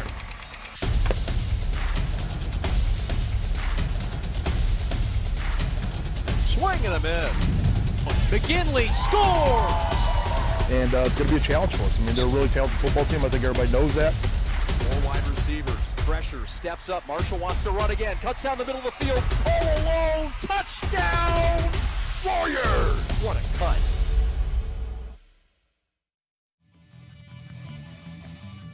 Back here at Molesky Stadium after the G of the game. Javen Gonzalez was incredible tonight. Joe, you talked about it. 2 passing touchdowns and just a dominant victory, sending Brother Rice home on their buses with a loss at 0-8. 3-5 now goes St. Mary's, and we talked about it. Everything's right in front of them. A win next week against Dakota qualifies them for a playoff chance and to win a district. It's big. If they come out the way they did today, I feel very comfortable that they will be in that district and secure that win. I got to tell you, it's very hard to defend great athletes that way. When they're all playing like that and they're all working in sync and they're so fast in space, it's amazing. So, from that standpoint, I think they'll give Dakota one heck of a game. If I'm Dakota, I'm going to have a very intense practice session this week because they're up against a very good St. Mary's team right now. Yeah, they're going to have to go against a lot of impact athletes for this team. I mean, you look at it. We talked already to Javen Gonzalez, but what about guys like Bryson Williams or Jack Janda or some of these other guys on the offensive side, Trey Goyke, Armin Rollins, that really brought everything together today for that 41-7 win? I just saw Jack Janda on the sidelines, and oh my gosh, he like a sophomore, right? And that kid scares me. Like, he is a beast. I mean, it's like you're shaking. He's like going to rip your hand off. He's got a paw there. It's unbelievable. And then, again, and the other players in the team, we always talk about the skill players, but Antonio Johnson was such a big thing. He's just a silent returner that I think was the offensive line established the tempo today, and so he was so good. But Bryson Williams, what can you say? I mean, he was amazing, and I think that if they continue to get the ball in his hands, they're going to see amazing things happen. He's just such a special player, and I also one thing I liked is that Janda touchdown. I mean, they're getting the ball to the tight end, and I think that Air Raid Rogers wants to get the ball to the tight end, and Janda and Savory, they didn't have a lot of catches coming in, but I feel pretty comfortable that they're a good target to go to. Yeah, it's scary we didn't see a lot of Savory today as well because he's going to be in the back pocket for Jermaine Gonzalez and St. Mary's coming up next week on the road at Dakota. That's going to do it for us here at St. Mary's Molesky Stadium at George Porritt Field. 41-7's your final. On a big night, St. Mary's takes it over Brother Rice. Want to give big thanks to everybody tonight. Executive producer Robert Sherby, technical director Ali Hadi, replay Adam Fuller, audio Sam Fisher, John Kennedy, Zach Russell, Nate Moynihan, Corey Easterling, all on cameras, alongside Joe Mooney. I'm Tom Cavanaugh. Once again, 41-7's your final. St. Mary improves to 3-5. We'll see you next week. Thank you very much. This is The Prep.